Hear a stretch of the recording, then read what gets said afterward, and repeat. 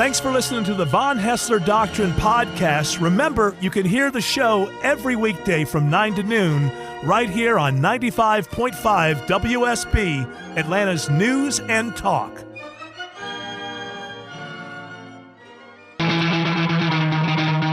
Live from Sherwood Forest in the heart of Atlanta, Georgia, Hour 1 of the Von Haessler Doctrine begins right now.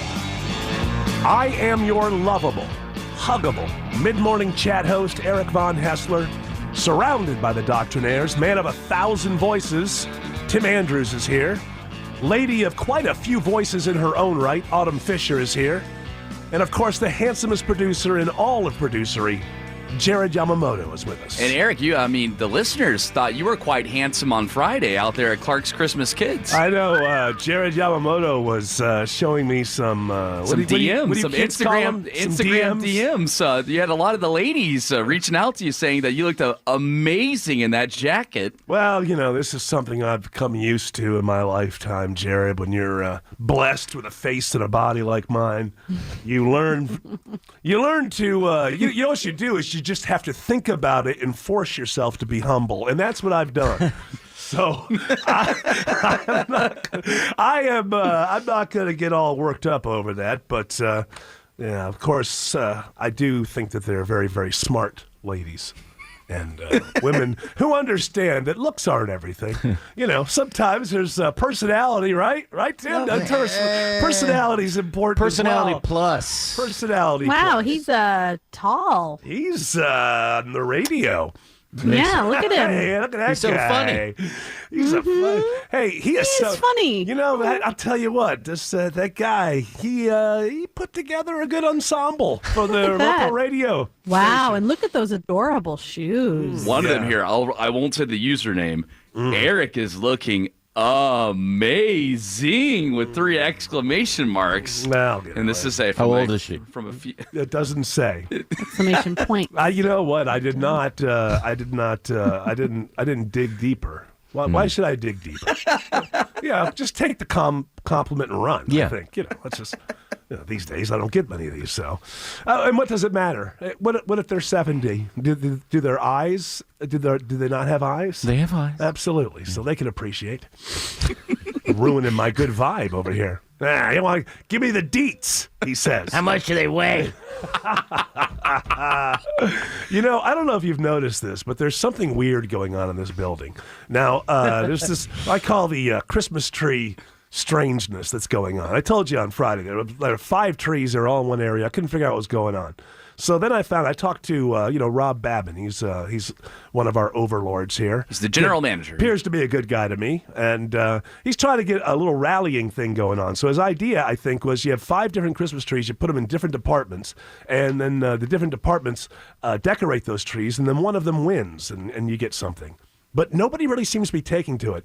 The Christmas tree that they put in our department in the newsroom, my response is, put that tree anywhere. It's in the most highly trafficked hallway.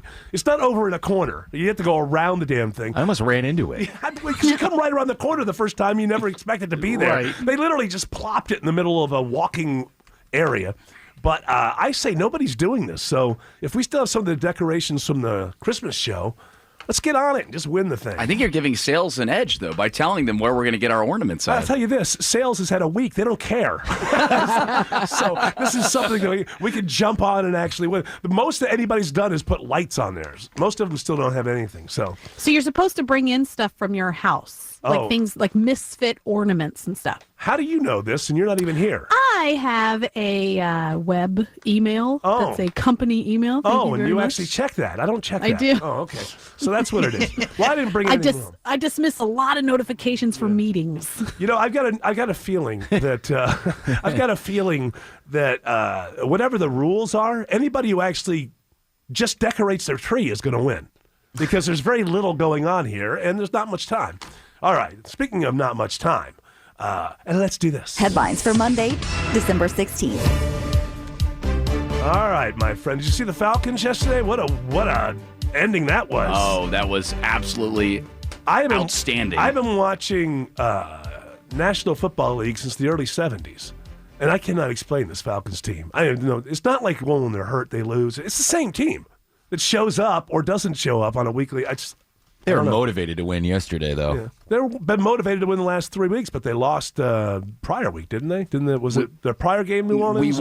We beat Carolina the week before, and then it was on New Orleans on Thanksgiving, it was a much closer game than the scoreboard let on. The Falcons played very well that Thanksgiving, and a lot of people are hating on them for that game, but they've been fighting for the last since the bye week. Matt Ryan still is pretty damn good. Matt Ryan for the win.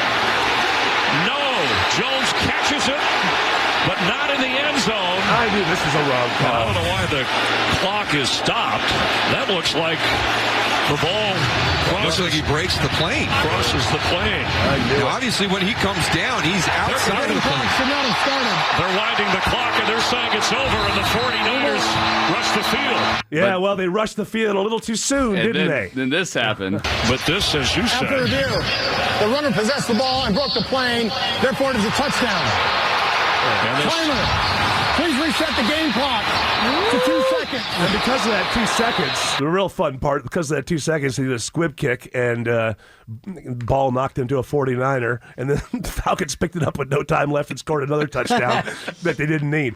But that was exciting. Yeah, that was exciting. I don't know. Dan Quinn, do you keep him? Kind of puts you in a more awkward. If they just would have lost out, it would have been an easy decision, but now it's not so easy. I think if the Falcons were to get rid of head coach Dan Quinn, I think that what's going to happen is he'll be a franchise coach for somebody else and win like 3 Super Bowls now. This is your Justin Fields fear. Yeah, you let him go, and the next thing you know, right? Yes, yeah. Yes. Well, that's why Arthur Blank has $90 billion. He makes decisions like that. Yes, I don't need your help, Jerry. Sorry, Arthur. You know what you're going to do. We're going to bring Belichick and Brady here for the final 2 years in the NFL. That's a plan. There's a plan for you. All right. Well, congratulations to them. I don't know. It's going to make their life even. I heard Jay Black say that they already, by winning, they've gone from the 4th pick in the draft down to the 12th, and then you don't know what to do with your coach. So I guess they're going to give him another shot. It's hard to fire him now when they play like that. I don't know. All right. Next game. First story, I guess. The other big thing that happened over the weekend, big congratulations to Clark Howard and his team for putting on Clark's Christmas Kids, which hit their goal, bringing in gifts for 10,000 foster kids here in Georgia. So they're all going to have Christmas this year. Unbelievable. We have to thank our listeners, because I was supposed to be there from noon till 2, which usually that goes on till 3. So usually I'm there till 3 on the last day so we can bring it home. Before I left my house, Pete Spriggs called me and said, well, I don't know if he should go or not. It looks like we've done it all before you even get there. And I said, well, I'm definitely going to go because I want to celebrate. So we were supposed to be on probably till 3 and ended up ending it at 12:30, because we were able to go back and find lists where people had only bought 1 or 2 gifts and put those out there, and people were showing up just to make sure that everybody got a gift. So that's what I was hoping for, because, the economy is good and people have a little disposable income, and I thought they would be more generous this year. But look, that is just fantastic. And thank you to the listeners, and Merry Christmas. Can you remember a time that we've ever ended Clark's Christmas Kids early like that? That's 29 years, and I've only been there for 4 or 5. I think Clark said that there was 1 or 2 times in that 29 years that's happened. But you got to remember, before the opioid crisis, we were only getting presents for between 5 and 6,500 foster kids. It's the opioid crisis that started putting us into I think last year was 12 or 13,000, and we kind of steadied out and got down to about a little over 10,000 this year. But it really is makes you just feel proud to work here and know that the listeners did that. So thank you, and I salute Clark for 29 years of that. Fantastic. President Trump's feud with Fox News continued over the weekend, Eric. For heaven's sakes. He tweeted this. Doesn't this guy have enough people to fight with? Does he really have to fight with Fox News? Is this necessary? I want to take them all on. Bring them on. Royal Rumble. Really something. He was mad that they talked to James Comey. So what did he say? What did he say? He said, quote, hard to believe that Fox News will be interviewing sleazebag and totally discredited former FBI director James Comey and also corrupt politician Adam Shifty Schiff. Fox is trying so hard to be politically correct, and yet they were totally shut out from the failed Dem debates. It is not politically correct to interview newsmakers, and as you have evidence of, Chris Wallace put James Comey, he grilled him, and actually got James Comey to admit, because James Comey now is turning around. And I told you this about this IG report on, I don't know if it was Thursday or Friday. Because of the initial reporting, people were thinking, oh, this was a whitewash. It was not. It is a damning report that and it doesn't matter how CNN or MSNBC spin it. There is so much in this report that it only takes 1, 2, or 3 lawmakers to be interested, and there's going to be changes with this FISA court. There have to be changes to the FISA court. I already went through, hey, all of our shows are on podcast. I'm not going to repeat everything, but that Inspector General is an American hero, and he exposed and you have all these social justice warriors who get angry and triggered over the most meaningless things who, because they hate Trump, won't look at this.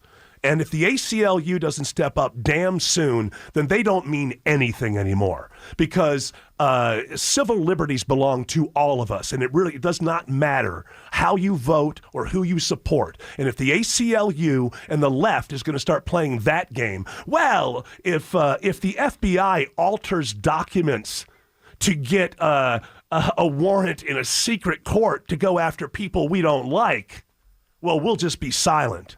Well, that silence speaks volumes and says you don't give a damn about social justice, you care about winning the 24-hour news cycle, and you care about winning elections, and that's it. De facto, you lose your legitimacy. If you consider yourself an SJW, if you consider yourself a social justice warrior, and you're not willing to stand up for Carter Page, a person you hate, a person who worked for a president you can't stand, if you consider yourself a social justice warrior and sit back and go, it's okay for the FBI to alter documentation to go after our political enemies, you have lost all credibility. And it may not be apparent right now or tomorrow or next week, but it will out, because you cannot say you're for social justice and stand back and be silent with something so egregious. The Wall Street Journal had a great opinion piece this morning in which they say, you know what, just do us a favor and just go in there and read like from page 168 to 186. That's all you need to do. I mean, it is a landslide. And so Trump, back off, man. There's nothing wrong with James. James Comey went to Fox News because he knows he's got some splaining to do, and he wanted to get ahead of it. Remember, he was on MSNBC taking a victory lap when the initial reporting came out. Like, the big story was that there was no political bias. That's not the big story. That's not the story. That's not even a microscopic story, because even where the Inspector General says that, he says it as, no, they didn't break any laws, and they didn't break any protocols, and that's a problem. The standard is too low. So you have Comey with, you have the one, just go ahead. We have a couple of them. Just play them. So I think the president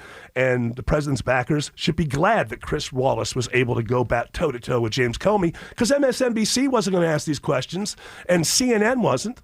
So this is Wallace sparring with Comey, but at first you'll hear Horowitz talking about the report. So follow me. It's unclear what the motivations were. On the one hand, gross incompetence, negligence. On the other hand, intentionality. Gross negligence, or they intended to do it. They intended to lie to the FISA court. You were in charge during a lot of this, sir. And in fact, you signed the FISA applications. Sure, I think I signed at least 2 or 3 of them. He doesn't conclude that there was intentional misconduct by these career special agents. No, he just says it's one of 2 things and he can't decide. Gross negligence or it was intentional misconduct. Well, that's what he said. I've read his report. He says, we are not concluding that there was intentional misconduct by FBI. Did you hear what he just said here? I did. I don't know the context of that. I've read. He was asked specifically, how do you explain it? And he said gross negligence or intentionality. Yeah, well, I'm sorry, he doesn't find intentionality, but that doesn't make it any less important. As director, you are responsible for this. I was responsible for this, and if I were still there, I'd be doing what Chris Wray is doing. All right, play 6, because this is him totally backpedaling from what he said on MSNBC. He's right. There was real sloppiness. 17 things that either should have been in the applications or at least discussed and characterized differently. It was not acceptable. And so he's right. I was wrong. And can people, please, on the right, you've got to stop doing this. The idea that your favorite network talks to people that you don't like, then that's the idea. You have to ask the questions. What Chris Wallace is doing there is the right thing. You ask the questions. Otherwise, we don't get answers. You don't get answers. It is not a legitimate political strategy to just simply ignore everyone in politics that you don't like. And it's just that simple. There's no two ways about that. That's why you have a press. Like I said, MSNBC was not going to push him like that. CNN was not going to push him like that. So I have to disagree with you, Mr. President. I applaud anybody who's going to put these people on the spot over this IG report that most of the media is ignoring. Well, I don't like the fact that it was Chris Wallace that did the interview. Maybe a different guy, somebody that likes me. Sean, why didn't he go into... Sean would grill him heavy. I don't think he's going to show up on Sean Hannity's show. Hey, remember that kid who ruined Christmas? You know, when he told you who Santa Claus really was? Well, he got more than a lump of coal. He got his own talk show. Eric Von Haessler on 95.5 WSB. All right, then. Give me another story, Jared Yamamoto. Stealing packages will become a felony in Michigan, so no more porch pirates, Eric. Will be a felony soon. Or you said will be, like any day now, or... Goes today. into effect today? Today. So is. You could say is, not will be. Starting today. I guess they're the first state to do that. If you look to increase prosecution, I'm wondering what the actual first offense... deal is. I think it's like 3 to 5 years or something like that, which I guess it should be. I mean, this is a really common thing that's happening. I know I've got friends. Well, because when there are people out there who steal things, and you get to the Christmas season, and everybody's ordering from Amazon and every place else, and nobody's home during the day. I mean, it's just a no-brainer. All you got to do is follow the UPS guy around, right? Or the Amazon van, right? Just follow these people around. One of my friends was walking downstairs with her dog. Porch pirate, yeah. Give me the porch pirate. I want your Alexa for myself. And he's ruthless, this porch pirate. Oh, I got me 4 HD TVs for sale now on Craigslist. He's got a wench with him. She's no better. She encourages all of this. Well, what? Yeah, but her mic isn't on. She's That's the problem. silent, but deadly. All right, sorry about that. I'd be stealing their potted plants. There she is, my darling, who's helping me scam the people. Going to the parts with our boat. Well, it's 2019 for pirates as well. He referred to his wenches as darling. Well, she's still a wench. Arr, we're in love. Don't destroy our love. Well, you're going to jail, Michigan. Oh no, I'm gonna sail across the lake to Illinois. Sail across Lake Michigan.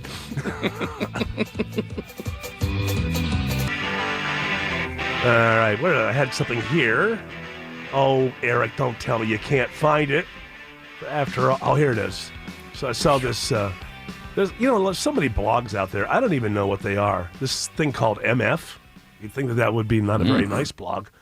I wouldn't expect a blog called MF to have the most popular Christmas movie in each state. But they do. And I was looking at it. I got to tell you, my favorite Christmas movie, of course, is It's a Wonderful Life. Not even close. I can tell you, only 2 states is It's a Wonderful Life the favorite Christmas movie. Man, it's Christmas Story. Just beats it everything all over. It's at least, I feel like that's just because of exposure. Yeah, I mean, it's great too. It's also great. Of course, but so I mean, I can't argue with it. It's great. If it's not going to be It's a Wonderful Life, it's got to be Christmas Story.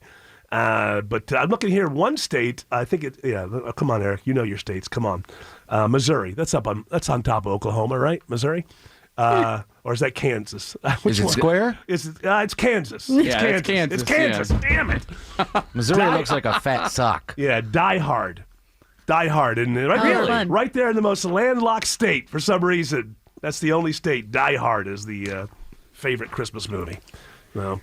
It's not a Christmas movie. Well, people like to debate it. And I can't throw my 2 cents in because I've never seen it. Can you believe that? It's I can believe that. Another of the big movies of all time that I've never seen. Perhaps I will take the time this year. Now I have a machine gun. It's not a machine gun. Ho, ho, ho. Does that blog have what George's favorite Christmas movie was? Yeah, well, Christmas Story. Oh, it is Christmas Story. Okay. Yeah. So we're just following along with it. We're followers here in Georgia. Well, if you look at the South, it's between, let me see. Louisiana, it's Home Alone. Mississippi is Elf. Alabama, Christmas Story. Georgia, Christmas Story. And Florida, Elf. Oh, I was wrong. There's 3 states that have It's a Wonderful Life, and one of them is South Carolina. I think they probably are just glossing over that. The most popular Christmas movie in the South is White Christmas. Obviously. Yes. I don't know how we didn't see it. The patriarchal system is responsible for everything. Yeah, everything is there. All right. Let's do this. Hi, I'm Bernie Sanders. Did you not update I'm running for president. They call me Mayor Pete, and I am running for president of the United States. So I'm in this fight all the way. That's why today I'm announcing my candidacy for president of the United States. When we start running, keep America great! Exclamation point. Trail mix. Corn Pop was a bad dude. My hair used to float in the pool, too. Oh, Elizabeth Warren. Big deal. Don't you try to compete with Joe Biden and his lifeguard stories. Now, all of a sudden, you're going to pretend you were a lifeguard? Nobody wanted to touch it. Are you sure you want to get in the business of pretending that you did things or were things? Or I don't think it's a good idea for you, Elizabeth Warren. I was a very popular person at my local public pool. Did you know Corn Pop as well? Corn Pop was a bad dude. I thought he was just okay. He wasn't so bad. She has scales on her legs. He was disenfranchised. You think she's half fish, Mr. I President? think she's a merman. I'm woman. Merlady. Fish. Merlady. You just call them mermaids. But does she look like a maid to you? I don't. Are all mermaids knockouts? Is that the idea? Mermaids are hot. I've seen them a lot of times, when I've been on my yacht. What is a siren? I know what a siren does. They put out a song that makes the sailors go the wrong way and die. And but are they mermaids? Are they? Yeah. Oh, okay. What do you... Callers. Let's take calls. What's your favorite? A mermaid or a merlady? I think they're the same. Or I'll take my answer off air. I like the ones that are fish on top. A merman. He likes the stovetop. All right. A Fox News. What's going on? And by the way, I want to salute you, Jared. 5 or 6 weeks after people started dropping out, you finally changed the sounder. Once Kamala finally dropped out, it was too much. Oh, Kamala, how you doing? I'm okay. Listen, I've got a case of the best wine that you have ever tasted. California, of course.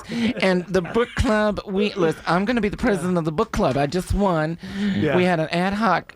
Oh, you won that. You won president of the book club. By 1 vote, yes. Very good. Are you going to read Tiny Little Pieces or what are they?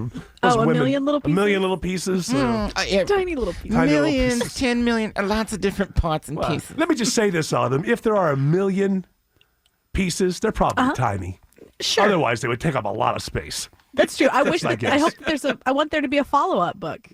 Well, Tiny little pieces. Wasn't that the book that Oprah recommended, and then they found out it was all BS? Yes. The author, he supposedly had been a drug addict who got through it or whatever, and then he had to admit that he made it all up. Which, at that point, I was like, I want to read this now.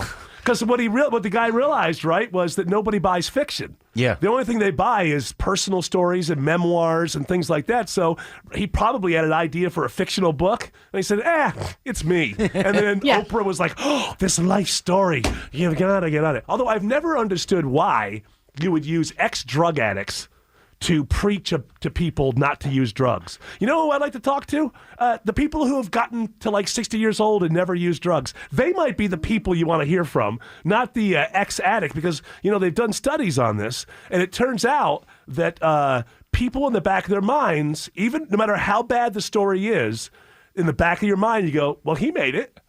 He's doing all right. He got a book, so maybe it is something you can go through. Well, you know my feeling on drug use. Oh, yeah. Put everybody in jail. I agree. Even for thinking about it. Ooh. I call it a thought crime. Thought drug crime. It's to jail. It's an epidemic. Yeah. A new Fox News poll found that half of Americans say President Trump should be impeached and removed from office. Eric. Fake. Yeah, and of course, fake lies. Trump said it was heavily skewered to the Democrats. I don't know how if he gets the back. You can't make. I don't know. Maybe it is, but you have to see the raw data, which I guess they put out in tiny print at the bottom of every poll. So I guess you could know. What I want to say is this: it doesn't matter. This is just more. We just have to have something to talk about. They're going to impeach him. He's not going to be removed. And we're all going to find out next November where it goes. That's the only poll that counts. And people can be asked a question and genuinely respond to a question. But when they're focused between two candidates, that's when it's going to matter. That's because you're going to have the people who hate him and the people who love him, and they're unshakable. And then everybody else is going to do the lesser of two evils. By the way, if you don't understand what that means, don't come after me. I didn't call your hero evil.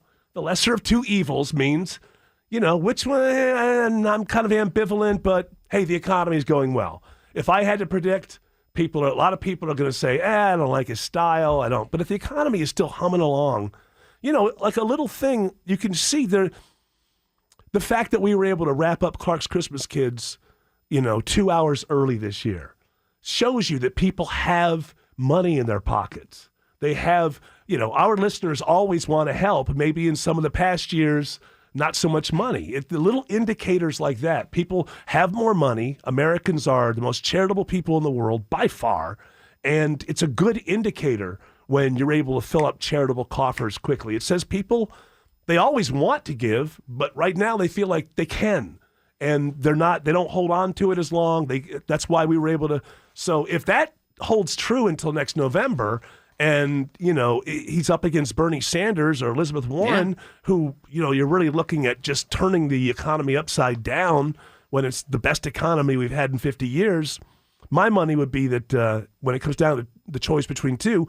But again, what you have to understand is that a week is a year in politics. We really don't know what the world looks like a year from now. But I think that's when it's going to matter. All these polls, and it doesn't matter. We know what's going to happen. They're going to impeach him on Wednesday. They're going to have a trial in early January. He's not going to be removed. And then we're off. What is the Iowa caucuses in the beginning of February? 3rd, I believe. Yeah, beginning of February, and we're off and running. The interesting thing about this poll, too, and President Trump, you were very quick to blame this poll. Your approval rating went up 3 points in this poll to 45%, and you complained about it. You're complaining about the poll in general. It's the same poll. That poll part was good. That part that says nice things about me is, of course, true. The other part, heavily weighted to the Democrats. Politically speaking, the Democrats can't be happy. I mean, this guy has been hammered by the press and the opposition for 3 years. And if you look at George W. Bush, they got his numbers down to like 26, 27, 28. Why? Because even if the coverage was over the top and unfair, it resonated with people.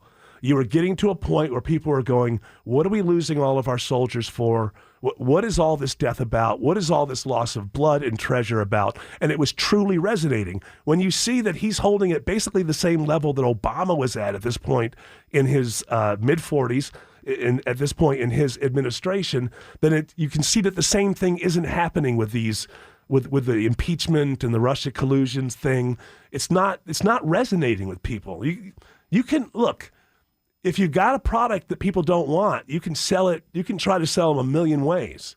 So we have recent history to tell us what can happen when the media and the opposition pile on, and what they're saying resonates with the American people. Bush going from 95% approval right after 9/11 down to, I remember at one point he was at like 26%. And I think when he left, he had climbed back up to like 36 or 35.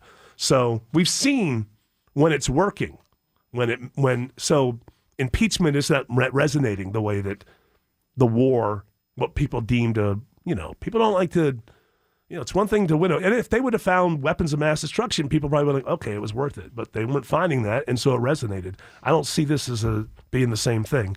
And Democrats who, not followers, not the faithful, but the actual operatives in the party, can't be happy. Can't be happy to see him holding steady like this at about the same level that Obama was at, because Obama got reelected, and he got reelected with a bad economy. Yeah. So, doesn't look good on that front. Well, over on the Democratic side, Eric, Joe Biden appears to be gaining momentum back in the polls ahead of Thursday's Democratic presidential debate, which we will carry live here on WSB. I'll tell you why, because I think that a little bit of it is the Boris Johnson thing. People in the Democrat Party looked at that. They saw what's going on over there, and it was very much a mirror of here. A lot of people in England are ambivalent really about Brexit, or really they could stay or leave, or maybe don't think that. But the opposition was a hard left socialist/communist, and so they went, I don't want that kind of overcorrection. So that could lead to, if it's Bernie Sanders or Elizabeth Warren, people who don't like the president's personality saying, I don't want to overcorrect with socialism. All right, what you got? Well, we mentioned that the debate is going to be carried here on WSB, and there's a little bit of controversy going into it, Eric, because several of the top Democratic candidates are asking the DNC to allow more candidates to participate in them. The Democrats cannot get out of their own way. First of all, are they even going to have the debate? Because who's ever heard of this before? They can't even get. This is the idea. This is where socialism is creeping in too much. They can't even compete with each other. When one of these people is the nominee, do they think that there's going to be the Republicans say, hey, you know what, give them more time? The idea of a primary is you're supposed to, it's trial by fire, baptism by fire. Cutthroat. That's the way it's supposed to be. Iron sharpens iron. Why would you expect this out of your favorite football team, but not out of, I'm not going to nominate somebody who has a killer instinct. Well, that's the last thing you want as a candidate. But, Eric, it says the rules need to be relaxed to foster greater diversity on the party's final... Hey, plenty of people of color ran. They didn't catch on. And you were telling me that now the buzz thing on online is to say that the fact that a candidate is unelectable is somehow racist? Yes. Well, then how come they've been saying it about white candidates since the beginning of the country? How come they say it about Elizabeth Warren? How come they say it about Bernie Sanders, if that's so true? So it doesn't make any sense. It's silly. It's dumb. They may not even have the debate. Yeah, they may not even have the debate because they're all boycotting because Loyola Marymount is, I guess, supposed to have it there. Yes. And there's a service workers' grievance against their union. And rather than any of them saying, well, let me hear both sides, they immediately said, no, we're not going to go there unless you accede to the demands of these cafeteria workers. Can you imagine, is there anything that would incentivize you less as a cafeteria worker than knowing that you can't be fired? I know people on campuses who deal with this union. The worst. They're the worst. The customer service is awful. Just ask people on campuses around town. So they can't get out of their own way. Hour 2 of the Von Haessler Doctrine begins right now. Did you know that, it's a little piece of trivia, I'll tell you why I have this trivia in my head in a moment, but did you know that Jingle Bells was originally written as a Thanksgiving song? What? Yes, it's true. It is true. It's a piece of Christmas trivia because I want to let people know that we had a little bit of a deadline this year, and we learned our lesson. We had a deadline for the Christmas special, so it played on Thanksgiving, and it played the day after Thanksgiving, and I wasn't real happy with it because we had it on deadline, and I felt like there was a lot of filler that I had to put in there. Well, I'll let you know that it's going to play again like 6 or 7 times starting, the 20th? Yeah, this Friday. Okay, yeah, this Friday for the first time. And it's you might find this difficult to believe, but it's new and improved. We went back and we did 3 rounds of Christmas trivia pitting WSB Traffic Department against the WSB News Department, and it's fantastic. I was able to remove all of the filler, and so even if you heard it once, it's worth tuning in because it's actually bigger and better. Pardon our dust, why we build a bigger, better Christmas special for this year. And so that's what you have to look for. We had someone come up to us during Clark's Christmas Kids, too, and they loved the Ghost of Christmas Past as well, too, which that was compiling all the years that we've done Christmas specials. And I think we pulled all the way back from 2015. We were able to pull some of the amazing stuff from back then. Ultimately, we'll have 2 hours of Christmas Past, right? Coming up, and we've only played 1 hour of it. So it's a lot of great programming for you. As we're talking about Christmas trees, I love Christmas, and I love Christmas trees. I'm running into this damn thing. I don't know who plopped this Christmas tree down right in the middle of the newsroom. It couldn't be in a more. It is right in a walkway, a major walkway, and I keep forgetting this there. I come around the corner and bang, I'm assaulted by a Christmas tree. I mean, it's as assault goes, it smells good. It smells like Christmas, so it's not the worst kind of assault. But can we move it or something, or just anything? It's right. I feel bad for Monica Pearson. Hey, why don't you just set it right down in the middle of 400? Hey, could somebody? I got a Christmas tree. Christmas tree in lanes. Hey, you're gonna decorate it as you drive past. Yeah, could somebody tell me what's the highest walking lane area in the newsroom? Okay, plop a Christmas tree down there. All right. Hey, everybody, we got a Christmas tree in the middle of 400. Everybody doing a drive-by trimming. Smiling. All right, let's do this. More headlines for Monday, December 16th. Don't get me wrong. I still love Christmas, no matter how many trees assault me. Was there an SNL bit from way back where a Christmas tree, with like killer Christmas trees? Yes. I'm talking like the Bill Murray cast. Yeah, or something. They were shopping for them, and the tree would eat them, or whatever. No. It had like spikes, and I just feel like it would assault them. That's how I feel about that tree. It might be a CIA agent. You know those old movies where where the spies get behind a bush, they put a bush in front of their face? Yeah, like a topiary. Oh, my God. You see the bush move with little feet? Dink-a-dink-a-dink-a, with that little piano. Dink-a-dink-a-dink-a-dink. All right, what do you got? All right, I got one more piece of trail mix here. Oh, okay. There's more on the trail mix front. Yes. Bernie Sanders, since he's struggling to gain traction with Democrat voters over the age of 50, his campaign is now coaching thousands of young supporters on how to talk to their parents and grandparents during the holidays and how they should convince them to vote for Bernie Sanders. You got to go get the kids to get their parents. Is that what you're saying? You need to get the young people to reach out to the older people to tell them, look, Bernie, I know you don't know him. I know you have an idea who he is, but he's the best one out there. He's good for the children. He's great for me. Go tell your parents. AOC endorsed you. I think the kids like AOC. You'd think that they could somehow. Listen. Yeah. That idea of just like talking to your parents and trying to convince them is easier said than done. So your parents are they voting for Biden? They like Joe. They like Joe. Yeah, and they Joe's like a good Joe. guy. He's a good guy, but he's no Bernie Sanders. Listen, I was like, what are you talking about? Is that how you expressed yourself to them? They were like, yeah, we endorse, we're leaning towards Joe Biden. And I was just like, what? Did you lock yourself in your room? Did you stomp your feet? Did you put your hands over your ears? I was like, Dad!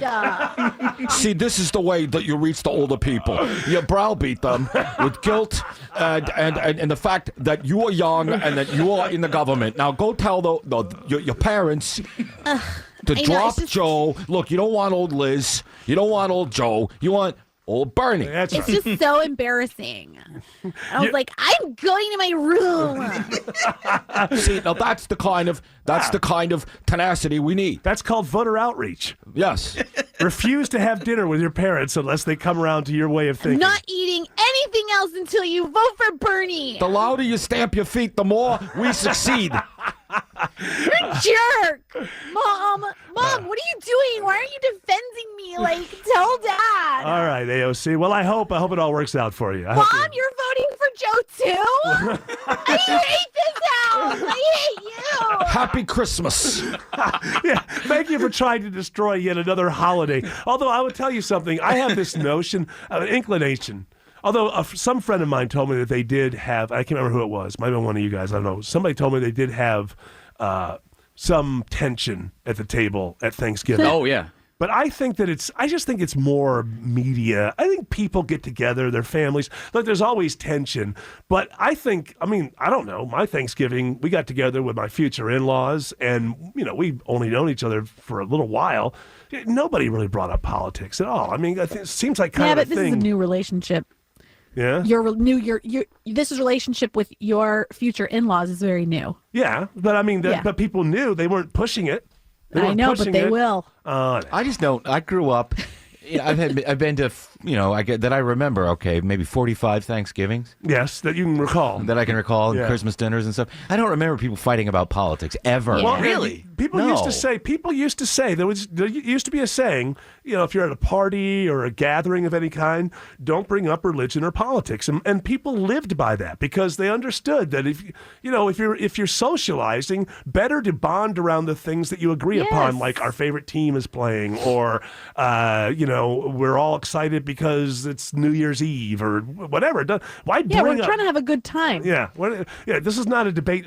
Hold that one for the next time you're at Harvard and you want to have a debate. So y'all's families didn't have like the Uncle Ernie or something like that would always come up and try to bring up politics. Well, but everybody would ignore Uncle Ernie. Well, my thing was that an uncle would approach me thinking that I had the same opinions as his because he thinks that I'm like because you're young younger. And I'm super liberal, you know. And so he's like, how about? And I'm like, I don't know. You avoided. You changed the subject. Autumn has some 60s hippies in her line, sort of, right? I mean, there's some hippification in your this was family. an uncle around a family of very right-leaning people, and he was the uncle who was very left-leaning. So you go for the young girl. Yeah, he approached me like, "How about this? Am I right?" These idiots. I was like, "No." Yeah, my daddy's paying my cell phone bill. I don't care. I'm not going to speak up. I wonder how many kids don't argue with their parents about their love for Trump simply because they don't want to upset the apple cart when it comes to their smartphone bill. Right. Yeah. They're still paying my insurance. So. just that alone. I asked for new tires for Christmas. I can't tell you. New tires. I'll tell you when it happens, though, is when you bring the new girlfriend or boyfriend over and they decide to inject it into the thing. Yeah.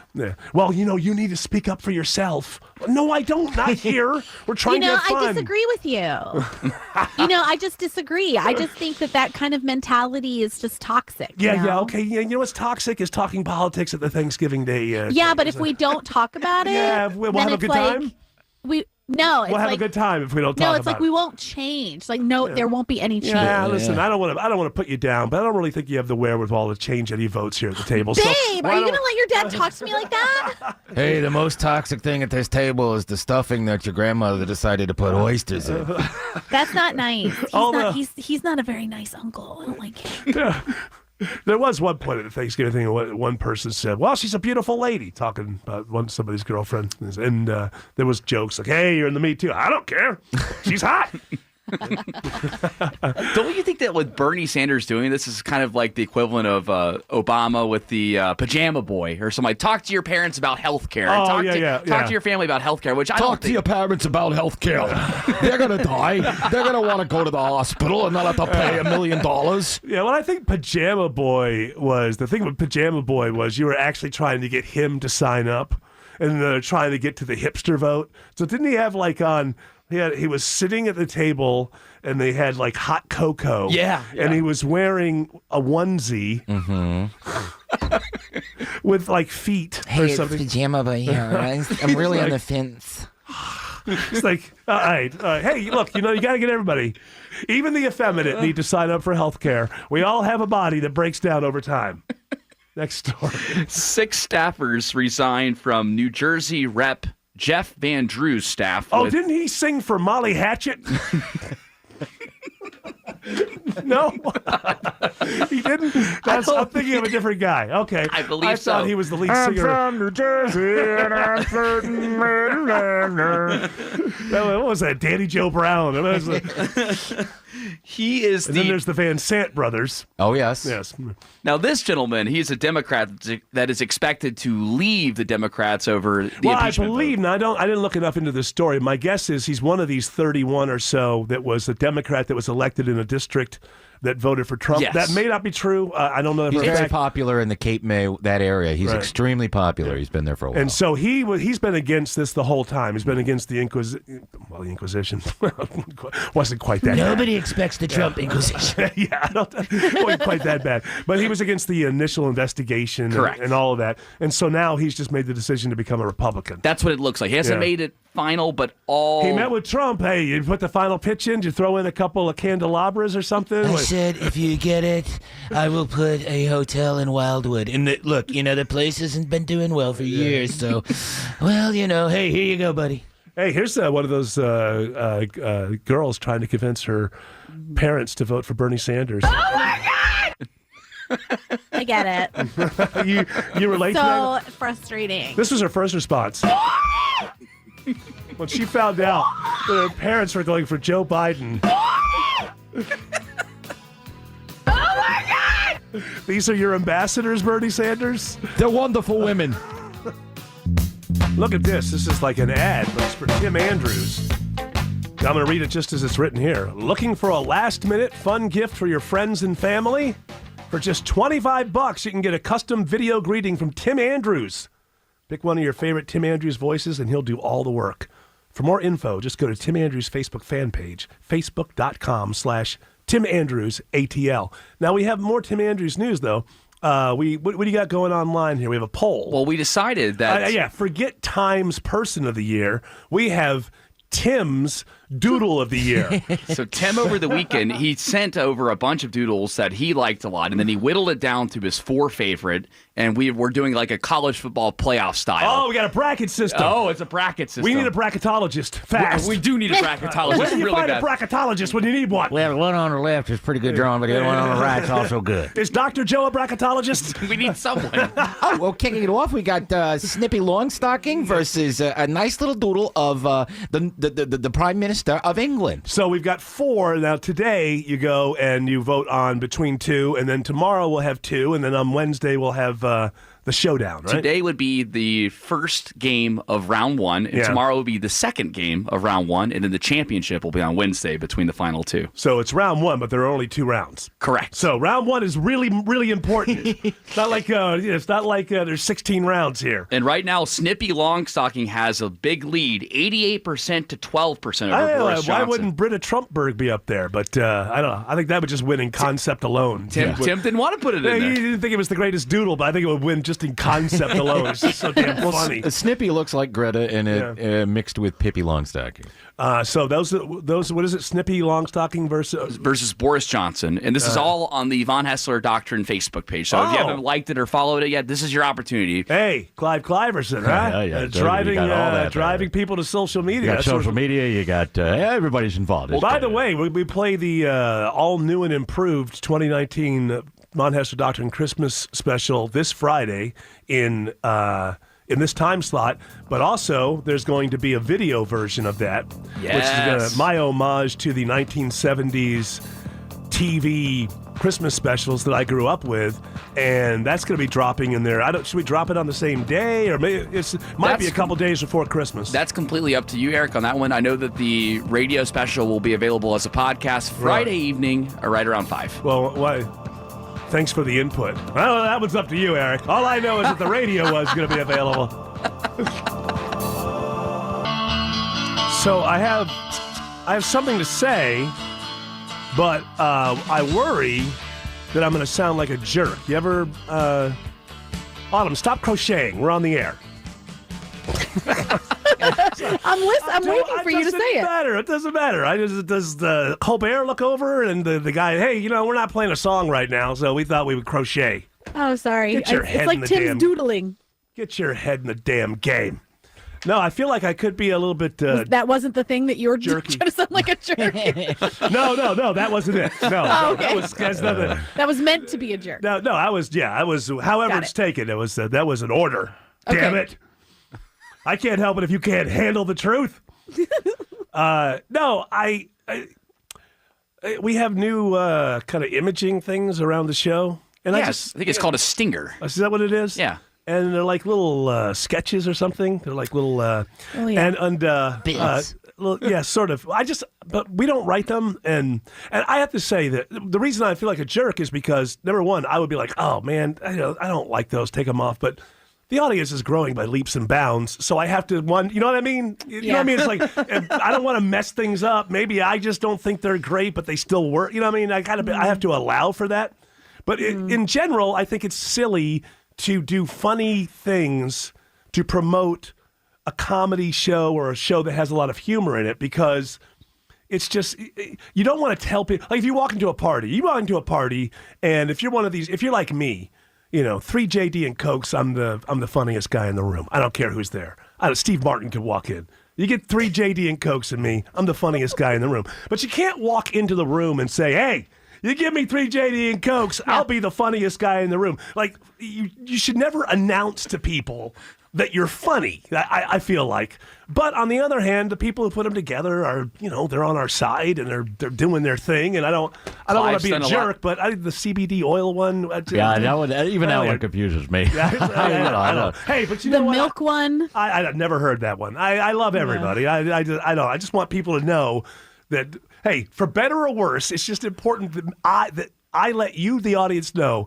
We don't write them. Yes, Jared. Yeah, that's exactly what I was going to bring up. There's we get a lot of Facebook messages and Instagram messages with people saying, "Do you and Tim write the imagers?" We should be able to tell by hearing them that we're. But I mean, I don't want to be mean about it, because the people who are writing them and producing them love the show and they're trying to promote the show. And I don't want to be. What you want to say is bless their heart. I do, but that seems a little too harsh. Jared and I wrote a whole bunch of them, and not one of them made it on.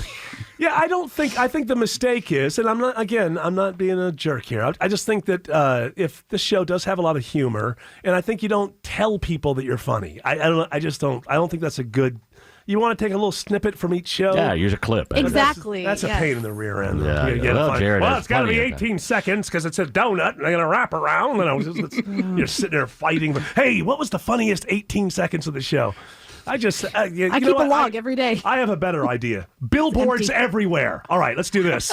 It's Mailbag Monday. We've got the open mics, Facebook messages, and emails we've collected from the week. But I love everybody in every department. They're all doing the best they can for us. And Merry Christmas to everybody. And God bless us. And Happy Hanukkah. Everyone. And any other holiday that might Happy be. Kwanzaa. Happy New Year. You can't even, Happy Kwanzaa is not funny anymore, by the way. I'm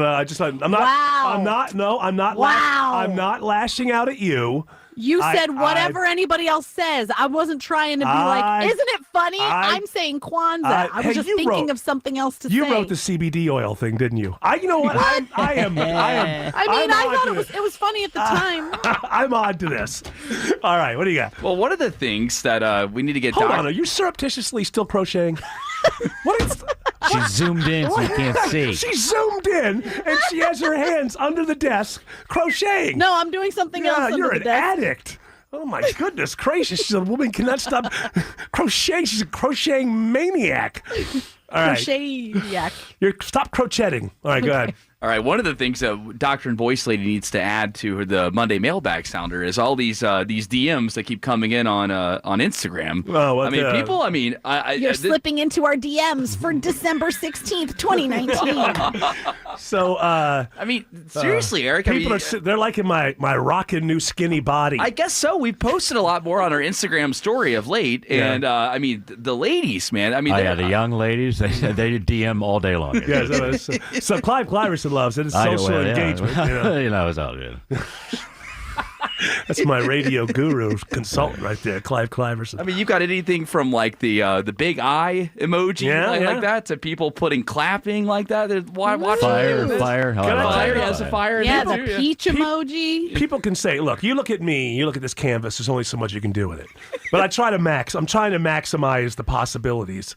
And I will tell you, you can make it skinnier or you can make it fatter. How many eggplants? That's basically all I have. That's it. Right. I could either be a big version of myself or a skinny version of myself. And vanity still works. Because over the weekend, man, it's temptation. There's cookies everywhere, and the Bills game was on late, so I'd already eaten at my normal time, and there was still stuff around. And vanity, I like people saying, "Hey, you're looking good." Yeah, vanity is I know that nobody wants to be triggered by anything. I have something. I had a triggering thought over the weekend. You know how people are now triggered by just the most ridiculous things for just an absurd kind of point. Like there might be 7 people out there who get triggered by this or that, so you should never say it. And then I'm sitting down and watching football yesterday, and I've seen these Corona ads with Tony Romo. And this isn't just those ads. But as I was watching this, I thought to myself, there are beer and liquor ads constantly on television. And nobody thinks about recovering alcoholics. Aren't they triggered? Aren't they triggered when they see alcohol being pitched to them as, hey, everybody's having a good time? But everybody can handle it. Doesn't that affect way more people? Look, I'm not advocating for it. I'm pointing it out to show how ridiculous and selective it is. I think everybody needs to have a thick skin on these things. But if people get triggered because a word is used that maybe, what was the thing that happened at the Army-Navy game? I just saw a glance. There's some kind of story out there that somebody's being investigated for maybe flashing a white nationalist symbol. Yeah. Can I ask you a question?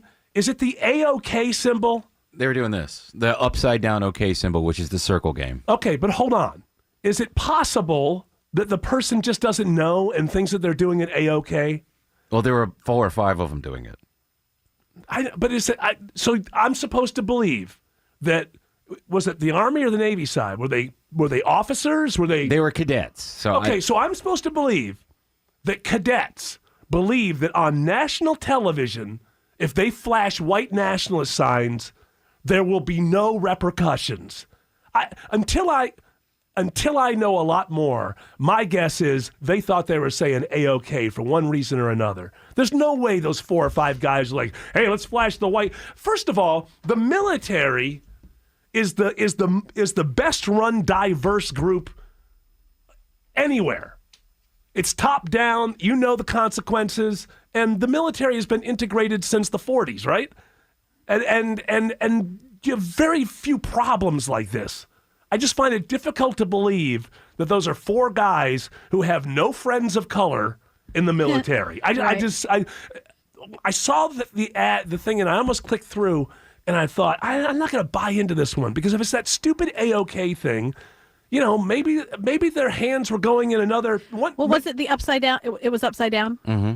So maybe they were playing that punch game. The circle game. With this. Yeah, is that? Game. I don't know what that is. It's a game where you do this, you make the sign and you keep it low, and if somebody looks at you, you punch them. Okay. You trick them to look at it. That's not white supremacy. No. And first of all, how many times have you ever seen a graduating class where there's a couple of jokesters in there? Yes. Like forever? Yeah. And that's what this is. And these guys, they're cadets. They have to know that they'll be ruining their career in the military by doing something like that. Even if they were the most hate-filled people in the world. Yeah. If they're smart enough to be graduating cadets, they would have to know that this would be the end of their military career. Well, this open micer was really upset about it, too. Are you guys seriously suggesting that the hand gesture for OK is now a white supremacist hand gesture? What the is wrong with you people? I completely, and I didn't even have to click through because what happens is, first of all, the people who decide what's hate and what's not hate, the hate board of America, have just decided that the AOK thing is white nationalist. Hey, I've got news for you. The word may not have gotten round. An awful lot of people may not live online, may not live in this world, and you can't just on a dime say something that was innocuous for the last 1,000 years, in the last 15 minutes, is white nationalism and expect that 330 million people will read the bulletin and know. Make an arbitrary change, tell people that something, when I was a kid, we flashed the AOK, it was all the time. Here's a good example. You remember when I spoke at the Tea Party, the first Tea Party thing? Yeah. What a lot of people don't know is I was the Bob Dylan of the Tea Party. I started it off and then never had anything to do with it again. You left early. I just don't like to be in. I'm not like to be in groups. The only group I'm in is AAA because they'll send a tow truck to it. But the first speech I gave was I was on the front of the AJC. Less tax. And so you think about all the pictures that photographer must have taken, right? I think I was talking for like 10 or 12 minutes. All the pictures. So the thing gets out there. I don't even think about it. It just happens to stop where my hands are at some kind of motion. And online, there was all this speculation that I was part of the New World Order or the Illuminati, supposedly. And this is really, honestly, I'm up there on stage talking for 12 minutes. A photographer is going, pew, pew, pew, pew, pew, pew, pew. They get back, they choose what they think is the best one, and then there's a whole discussion online. He's flashing the Illuminati sign. I don't even know what the hell the Illuminati are. Oh, just admit it. Just come out and say that you're part of it, Eric. That's right. How do you think you got this job? Yeah. Just say talent, merit. $21 million contract. Yeah, come on. We know. Haven't we been talking about this too long? Don't you have another story? Yes, I actually have another. I just like to change the. We introduced a new character last week, and the open micers loved this character. Doctrinaires, this is M. Hill in Douglasville. I'm working overnight in my wood shop and almost cut my thumb off listening to Britta Trumpberg. Keep up the good work, and I'll try to keep my fingers. Thank you. I don't want nobody to get hurt because Britta Trumpberg. That ain't my goal. To just get the message out there that a lot of people are dying, and how dare you take away our carbon jobs? There's lots of coal left in this country. How dare y'all, she says. How dare y'all? Are you still going around the world in a diesel motorboat to spread the word of fracking everywhere? I go around diesel motorboat. We got to start fracking in Europe. They won't be energy independent. We got to start fracking France. Hailing from the great state of West Virginia, Britta Trumpberg. Trump says she's a little slow, but he likes her. Get your daily dose of comic relief with Eric Von Haessler mornings at 9. Then shake off the daily stress. And it's gonna be all right. With Mark Aram weeknights at 6 on 95.5 WSB. You know, we don't have a lot of time here, so maybe we'll roll over a little bit of mail in the next hour. But I have to tell you, I know that Gone with the Wind is one of Autumn's favorite movies. Yeah. And I finally saw the whole thing over the weekend. I've seen the first 2 hours probably 5 times.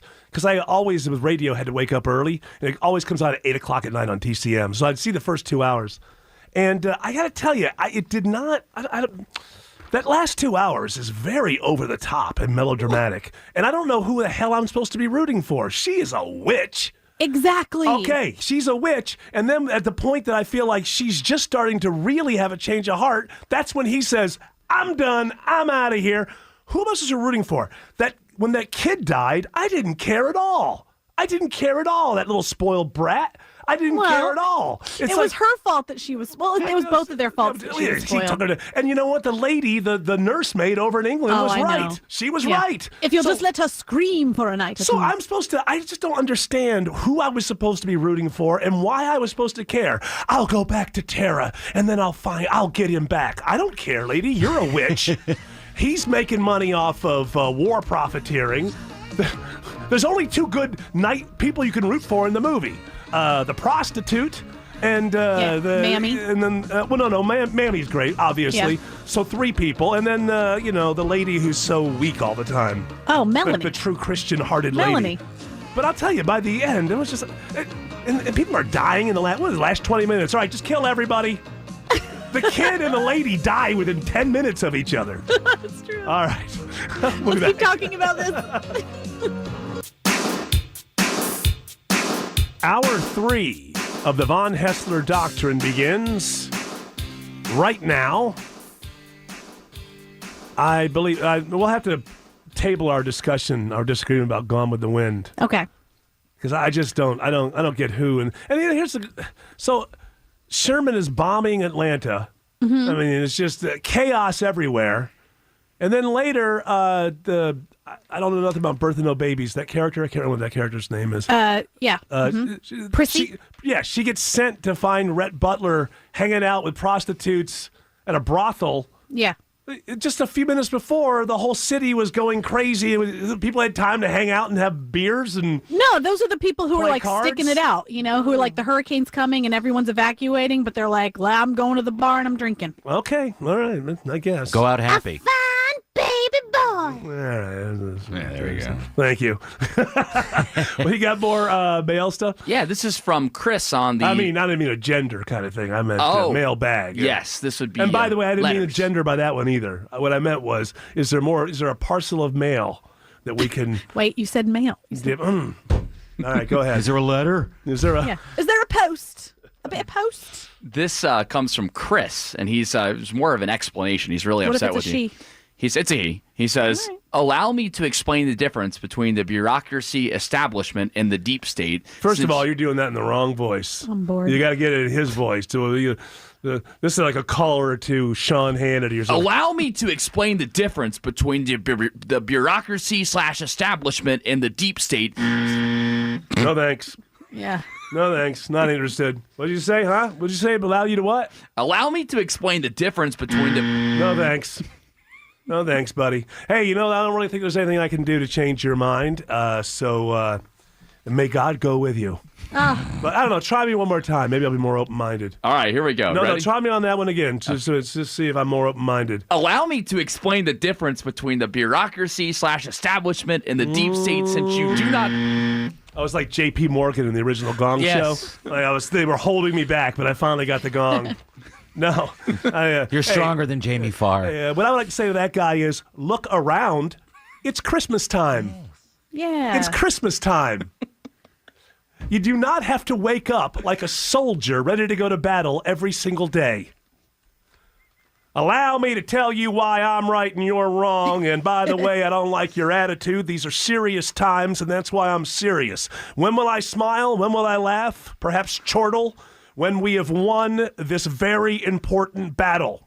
So, Eric Von Haessler, allow me to tell you the difference between the bureaucracy and the deep state. Well, what are you, the smartest guy in the world? What do you spend your time at the Library of Congress combing through deep, dark, arcane documents from our past? Or did you just listen to your favorite radio and television people? No. Sorry, I don't listen. I have no time for parrots. And you know what I really don't have time for? I don't have time for cute, cuddly parrots. I really don't have time for are parrots who are just really, really serious. Polly wants a cracker, but let me tell you why. Let me tell you why. His last sentence is... Let me tell you why Polly deserves a cracker. There you go. He writes, it's not hard to comprehend, at least for some people. Yeah, right. Well, how can I comprehend? Obviously, you have been blowing dust off of old documents, arcane documents in the Library of Congress as you wrote your 1,500-page book essay on the difference between the deep state and the bureaucracy. And let me add this. Yes? Everybody knows that Donald Trump colluded with Vladimir Putin and is a puppet for Vladimir Putin, and that is why he is going to be impeached. I mean, that's the opposite of that. Opposite. No, that's the exact thing. It's like, but I'm not interested in talking politics to anyone from the left or the right who does not have at least the ability to... I'm not saying you don't want to be one of these political people where your ideas are just whoever made the best argument, or, you don't want to shift around. You have to be solid. But you can still be kind.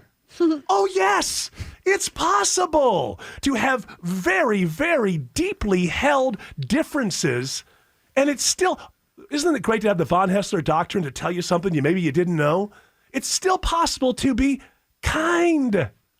You don't have to address everybody who disagrees with you like this. You are a person who has nothing in your life but this, and you will cling to this because I know things that people who disagree with me don't know, and they must be told. It's not hard. It's not hard to comprehend, at least for some people. Okay. See, now I'm envious. I wish I was smart as that guy, and I realize that I'm so very weak. Because if I wasn't weak, I'd be strong. And how would you know I was strong? I would never. Eric, I would never crack a smile. That's how you'd know. Let me tell you about why the second half of Gone with the Wind is actually better than the first half. No, but wait. Hey, fiddly D. That's what I say to you. Fiddly D. Fiddly D. The listeners are kind of keeping this trend going here because Matthew writes on our Facebook page. He said, Maddie? He said, yeah, Maddie. He says, since I know you'll be talking about Sunday Night Football. First of all, you don't have I mentioned Sunday Night Football? You have not mentioned it once. What was the football team? What was the football game that I mentioned? You mentioned our beloved Atlanta Falcons. That's right. And Matt, you're looking pretty good there. Yeah, man. You referenced the football game that it happened late and that you didn't eat. Yeah, well, that's all. I referenced it. I didn't brag about the fact that my Buffalo Bills have made the playoffs for only the second time this century. Congratulations. And by the way, I say it's the first time because a couple years ago they just sort of backed in. This is the first time in the 20th century they went out and got it. Tim Andrews. Eric Von Haessler, the last time the Buffalo Bills won 10 games in a season, they impeached a president. Uh-oh. It's happening again. See? Oh, my goodness. Ladies, get that guy that was just yelling at me. Okay. Because I want to say to him that, sir, there are ominous parallels. Can that be the name of the show today? Yes, please. I think that I just feel like words like that will get his attention. Sir, there are ominous parallels. Allow me to explain And most people would understand that, at least smart ones, like me, smart enough not to laugh at a serious time like this. You go ahead, you chuckleheads. Mm-hmm. I know how serious it is. And by the way, second half of Gone with the Wind's better than the first. No, it's not. Yeah, wait. Let me just tell you this. Who am I supposed to root for in that movie? You tell me. Melly? I'll tell you who this is look, it's a beautiful movie as far as the cinematography goes. And I don't want you to don't extend on this, Autumn, but the D word, for heaven's sakes. For heaven's sakes. It's just hard to take in 2019, and I'm not politically correct. Oh, it took me a really long time to know what you meant. I bet it's worse in the book. It probably is. I've never read the book. Neither has anyone else. No, actually, at the time, apparently, everybody was reading it. It was the biggest book in the world. But, so whatever. I got over that. It's a period piece and everything. And the cinematography is amazing. But by the end. Fun. I like living through her and being her authentic jerk self. I guess that's what it is. She's a jerk, and that's supposed to be kind of wonderful. But she's like a boss. Lives. Hold on a second. Hold on. She used Southern prisoners. I know. As free labor to make money off her lumber mill. Now, who am I rooting for here? I know you're not supposed to root for her. Anybody you root for is either a prostitute or dead. Why not Rhett? I mean, Rhett is a scoundrel. I mean, he's a good. I know. guy. I love it. He's a fun scoundrel. But then it's 2019. I'm a scallywag. I mean, the acting is great. The cinematography is great. But I'm just telling you, a bunch of people started dying in the end, and I did not give a damn. You didn't care that Melly was dying? Well, I like her a little bit. My wife hates her. Oh, I do too. She just seems weak. But I get it. She's the only true Christian. No, the only one to truly hate is Ashley. No. Ashley's a good guy. Ashley can go jump off a cliff. He's a good guy. No, he is not. He strings her along her entire life. Strings her along. He does. He's like, he always is pretending that he loves her. He will never give her a straight answer. All right, this is not, we're getting into movie talk Once here. Once he really does, then he kisses her. That man died in World War II. The great actor, he didn't. Leslie Howard.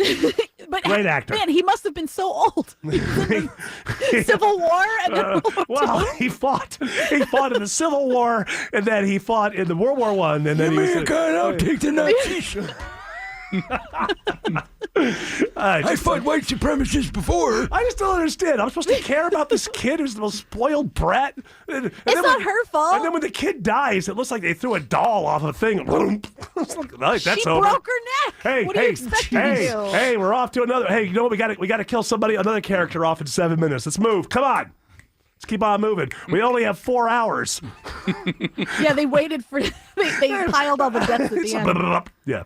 Well, here's one question I do have, though, which you will not know the answer to, Autumn. So I'll turn to Tim Andrews. Okay, I'll see if I know. He's the historian. She may know, but we'll get. When the scene where all the wounded are out on I don't know if it's Peachtree or not, but there's railroad tracks. Uh-huh. Where is that? Is that like the Amtrak area of Peachtree, or is it further back where all the rails come together that you see off the connector? It would be 5 points because that's where all the trains came together. Right, okay. Not little, but the actual 5 points. But, the whole battle dragged from Chattanooga down basically where 75 is, and pretty much close to that, And then Sherman got here, and cotton caught on fire. So in the end, I just want to know this. So in the end, when she looks at the camera, I'm going to go to Tara. Tomorrow is another day. Yeah. So what are you left with? You're like, yeah, you can go screw him over again. What are you left with? Yeah, you'll just you destroyed. She's a badass. That's how I feel. Oh, she's a badass. She destroyed and killed her husband. For no good reason. The one with she took over the mill. Oh yeah. She was horrible to him. And yeah, well, you know what? Well, she's horrible to her sister too, because that was her beau. Yeah, she's Remember? horrible to now everybody. She's a real old Listen, I had girlfriends like this when I was 14, 15 years old. There's no love lost between I me. think this is why internally I'm really a gay man, because I love Scarlett. Yeah. And I love that she's kind of Are you evil. coming out as a gay man today? I would love show? to. Okay. I'm going to come out of this closet as a gay man, and then I'm You going to come actually- back into it during the show as Autumn. People may not know, but she actually is in a closet in Maryland. That's right. When I leave this closet, I'm a gay man. When I return to the show, I'm a cisgendered female. Autumn's dream has always been to be a gay black man. Oh, That's her yes, biggest dream. So that she just loves that world. Name the band, Jared. Oh, I can't name this one. The Cars, you fool. Oh, okay. All right, now I know we talk about all kinds of things here, but by me bringing up finally seeing Olive Gone with the Wind, a movie from 1939, has unleashed all kinds of responses. Listen, Eric, Autumn knows what she's talking about with this Gone with the Wind thing. You need to just shut up and listen to her, because it's obviously too complex for your stupid little brain to wrap itself around. Okay? So just shut up and listen to Autumn. It's I just don't know who I'm supposed to root for. There's a bunch of jerks in this movie. When Bill Crane got involved? Yes, he texted me. Our political senior political analyst here. I'm so excited. He says for EVH, Gone with the Wind is classic cinema. I didn't say it wasn't. It's beautiful cinematography, great acting. Hard to judge a product of 1938 about the 1860s against the social mores and sensibilities Mores, not Moors. Excuse me, of the day. The social schmores. Schmores. I'm not saying it's uncomfortable, the D word all the time, but that's not what I'm saying. I'm just saying as a story. I just don't get who I'm supposed to be rooting for. It's a story about a bunch of jerks. Not a bunch of jerks. And there's a little kid. There's a little spoiled brat kid. I mean, look, that thing is so melodramatic. You'd think that with a kid dying, I would care. I was like, well, all right, whatever. It's not about... I'm not going to have that kid being a jerk for the next 30 minutes. That's good news. All right, we got to go. A lot of talk about, after that great Falcons win yesterday over a really good team, 49ers. Like, should they get rid of Dan? Should they get a new coach? Let me toss something out there. How about Dan? Yes. Bring back Dan Reeves. I hear him on just bring it back. Remember they used to say "Can Dan"? Remember? Yes. I say rebrand Dan. Hey, it's Dan Reeves, and I'm back, and I'm ready you've to learned coach your the lesson, team. right? You learned your lesson, right? I did. I never won the Super Bowl with either the Giants or the Falcons, or the Broncos, but That's what I'm throwing. I'm throwing Dan Reeves' name into the ring. I think he's learned his lesson. We got a great team out there. Hey, you know this? If you think about it, Falcons have been in Atlanta how long? Since 60? I think 66. Okay, and they've only been to the Super Bowl twice. 2 different coaches, both named Dan. So whoever they go out and get, my suggestion, some offensive or defensive coordinator named Dan. Get a guy named Bill. They seem to win. All right, what are we doing here? I've got some more open mics for you, Eric. You ready? Yeah. Look, Actually, this will settle the Gone with the Wind debate altogether here. This open micer says this is what you need to do. I just told people, I finally saw the last 2 hours of Gone with the Wind. I just don't think I was as impressed as other people. Just root for what Olive wants you to root for. Olive? Did you say Olive? Just root for what Olive wants you to root for. The other... Whatever Olive says, you can go. I was thinking of the other reindeer. Oh, sorry. And then I've got one more open mic. You can call me Olive. I think that's a pretty cute nickname. Just root for what Olive wants you to root for. What's going on out there? They're changing around they're moving that Christmas tree that they had in the middle of the path for no good reason. Now they put it on a desk. And they got it out of the way. Don't say the Von Haessler Doctrine doesn't have an effect in this community. They moved that damn Christmas tree out of the walkway. You really did it. But look, though, now the top of the tree is hitting the tiles of the ceiling. That's all right. It's too tall anyway. They need to snip that anyway. Got one more open mic for you, Eric. Snip it. JB here. Bring in a oil. Snip it. Yes. JB here. Hey, Eric, y'all please do some more parody songs. We need It has been a while since we did. Yes, it has been a while. I've been very busy, things going on, but we have a lot of new listeners. They may not know that your novelty songs, Donald Trump, what is it? Demented Don and the Donalds. Yes. We've been busy. And with good reason, fighting this fake impeachment. Yes, this witch hunt, you say. It is a witch hunt, but we have a library of great songs, and since what is it?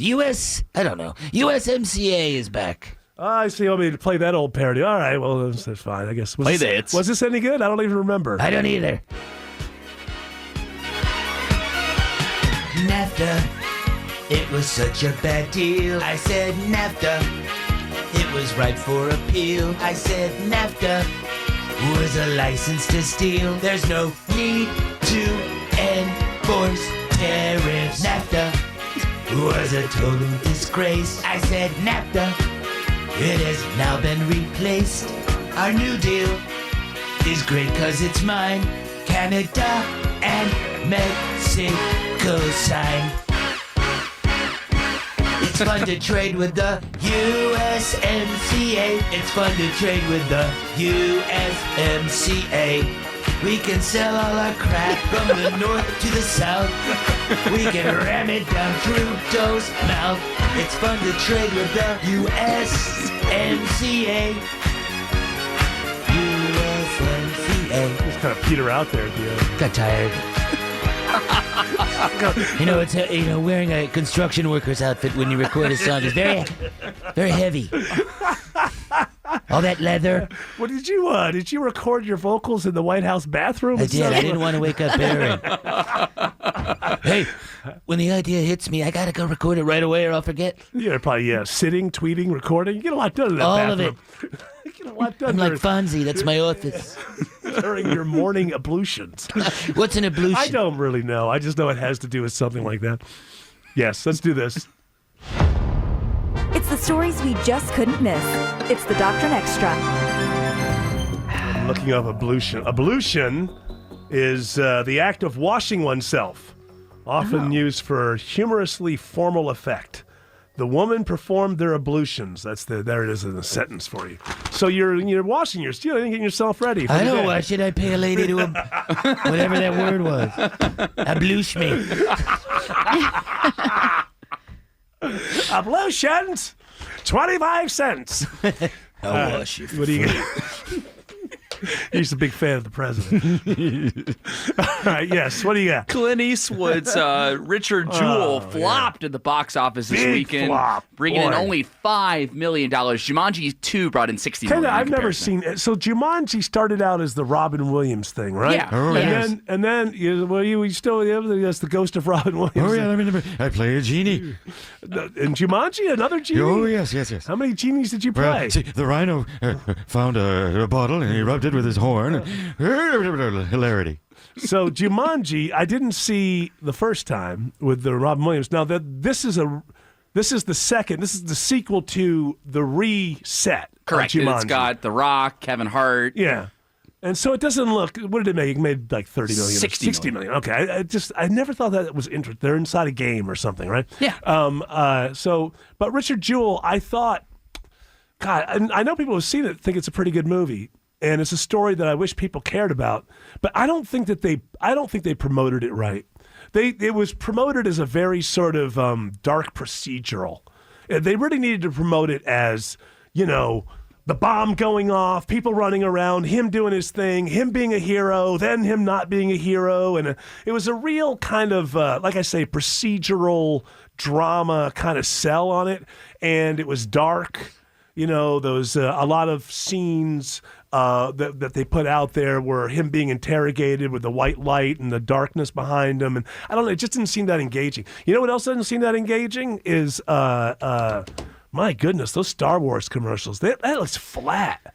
That looks really flat to me. Doesn't it look flat? It just looks like a TV soap opera. At least in the commercials. But what about when Rey jumps over Kylo Ren's TIE fighger? That's that weird way that bodies don't move. Yeah. I love that part. The only question really that I have about Rey and any of this new characters in this this will be the third, is will I have a reason to give a damn at the end? Because so far I haven't, I don't care about any of these people. I don't know. There's on YouTube. There's a theme that's approaching here. You kind of don't care about people in movies. I know. I do care. Jojo Rabbit. I cared a lot. I cared a lot about everybody. I care a lot about. That's the thing is, you got to care about these characters. Why is Rey so great? Why? Why am I supposed to believe this? Well, there's one scene where she's holding Kylo Ren's lightsaber and looks like she's on the dark side. And he's the guy from that HBO show. Girls. I can't get. Adam I can't Driver. get him out of my mind. He's like He's a good actor. He's a very good actor. But do you see him as a good villain? No. I don't Well, see him it's as the a good writing. villain. It's the writing. Yeah, well, the writing's awful. Yes. But at least in the last one it was. But it's J.J. Abrams, so this is my prediction. As always with J.J. Abrams movies, it won't be so terrible that you complain a lot. B-. Yeah. TV out of that PC-Matic commercial. Where the owner's so rich he can have his stupid neighborhood band play. Maybe I would do that too as well. Do you think that commercial's worse than the one with the gigantic buttons on the phone that's making fun of old people? It's not making fun of old people. It's very ageist. It's not ageist. It's a product that's needed. You're ageist because you're 30 years old, so you can see tiny buttons. Let me tell you something. This new watch that I have, I know, and at the age of 55, I know enough that I know that down here at the bottom, the date is wrong, but it's so small that I can't see it anyway. So it doesn't matter. It doesn't matter. So you're the one who's being ageist. Old people may need a bigger screen, bigger buttons.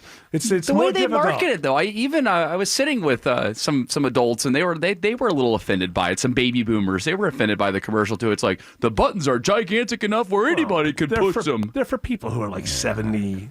I can't see no buttons. They're for like really old people, like members of the Rolling Stones. Red button. People are pushing 80. What are you talking about? Keith Richards, right? Hold on a second. You can't just appear. I have to summon you. Wait, I got to turn this down because it's overmodulated. All right. Hold on. If I hit the Keith call, then no matter where he is in the world, he appears here. So you just have to unbutton that one then. Oh, Eric. Hey, Keith. Having an early morning. Do you need, as a senior citizen, do you need one of those special phones that has the big buttons so you can see it? No, I have a 24-year-old here who does all my button pushing for me. All right. Thank you, Eric. Well, very good. Merry Christmas. Back to wherever you came from. Happy Christmas to you. Happy Christmas. And then poof. Poof of smoke. Just like that, he's gone. He's gone. Well, only we have the Keith call. That's yet one more reason to become a subscriber to the. No, you don't have to subscribe. You just have to tune in. Is it a big button for the Keith call, or is it a small button? It's a medium-sized button because I'm 55. Okay. Although it's getting harder and harder to see. In the future, it's gonna be. You ever see the movie Brazil? I'm just gonna put a big magnifying glass in front of all the screens. Yes. I have an update on our wonderful playoff that we're doing between. As I've said, who gives a damn about Time's Person of the Year? We have Tim's Doodle of the Year, and you get to vote online. And they're telling me that people are treating this as the biggest vote leading up to next year's presidential election. It's gigantic. Thousands upon thousands of people are voting. Right now, it's this one's a blowout thus far. So we're doing brackets. So there are 4. So today you have to vote for one of 2, then tomorrow 1 of 2, and then you have the championship. Tim has selected his 4 favorite images that he's drawn throughout the year, and now we have Greta Thunberg, Snippy Longstocking versus Boris Johnson. Going on our Facebook page right now. My guess is Snippy is stomping them. 82% to 18%. Wow. We got a lot of, we don't have many English people listening, I guess. Maybe English Nick hasn't jumped on. He needs to get No, you've been here all day. Have some tea. Have some tea. You've been here all... No, you're tired. You're warm. So we'll talk about it later. I like that guy. So you go over to the Von Haessler Doctrine Facebook page, and you can vote on your favorite one. And tomorrow we will have Tim's other 2 favorite pictures going head-to-head college football playoff style. The winner of today's image, today's poll and tomorrow's poll will play in the championship on Wednesday. You watch the college football that's going on now, where it's like the third levels or whatever, and they're having their championship, and they still. Well, West Georgia's involved in it, absolutely. They still talk to the coaches like, "What about that wide receiver? What do you think of that quarterback?" Well, I'll tell you, he wasn't good enough to get in Division I, but once you set that aside. Hey, he's got a lot of. He's just the guy's got a lot of. Here's the new word from football teams now, and. Michelle Tafoya, is that her name? Yes. I mean, nothing. Sideline reporter, right? Nothing. Yeah, and for Sunday Night Football, nothing against her because it's everybody who does this. They ask the same question over. What is it about these? What is it about this locker room that allows this? It's like a setup. It's not a real question. And then she turns, so she has Josh Allen, she asks the question, and then she turns to Trey White. She asks basically the same question about the defense. What is it about this defense that I think that they're taught that, you know what, athletes sometimes are not that bright, so you really have to set the table for them and push them in a direction. And so here it is. What is it about these guys that allowed you to win this game? And then the word is always resilience. Resilience. After, like, they should have a red zone channel that's just the press conferences after, and just count the number of times you hear coaches and players say, resilience, a resilient bunch. It's a resilient bunch. Gave 110% out there. Resilience. Excuse me, Eric, I got to tell you. Chris Collinsworth. In last night's game, Al and I were paying attention to that last 2 minutes, and you had Frank Gore, the guy that never seems to quit. He's been in the league for 59 years. What he do is you got 230, 40-pound man running right at you. 230 pounds of man just stomping right on you. You said that a couple times, didn't you? He's 350 pounds of man. He goes right up there, and there's no way to get around. It's a whole lot of man. Whole lot of man. Al Michaels just seemed to be quiet through most of it. Yeah, Chris, is there something you'd like to say? Or? Hell, that music tells me that we were going to do more, but we've simply run out of time. We must abide this clock, but here's the thing. When we're done, we're not actually done. Go over and do the podcast 30. You can join us over there. If you'd like to, you go to the Von Haessler Doctrine Facebook page or the WSB Radio Facebook page. Click on the red box. You can watch us do the podcast 30. Vote on the poll, too. By the way, I saw that Redbox has they sponsored one of these minor league bowls. Redbox is still a thing? Are people still? Oh yeah, I see people at the Redbox constantly. They've not heard of downloading, streaming. Hasn't you got a quite DVD player, you might as well use it. All right.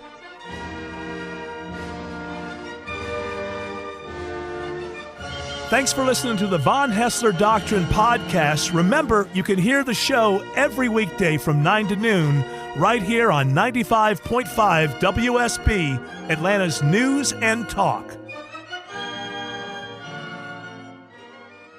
20 Shut referees. Up!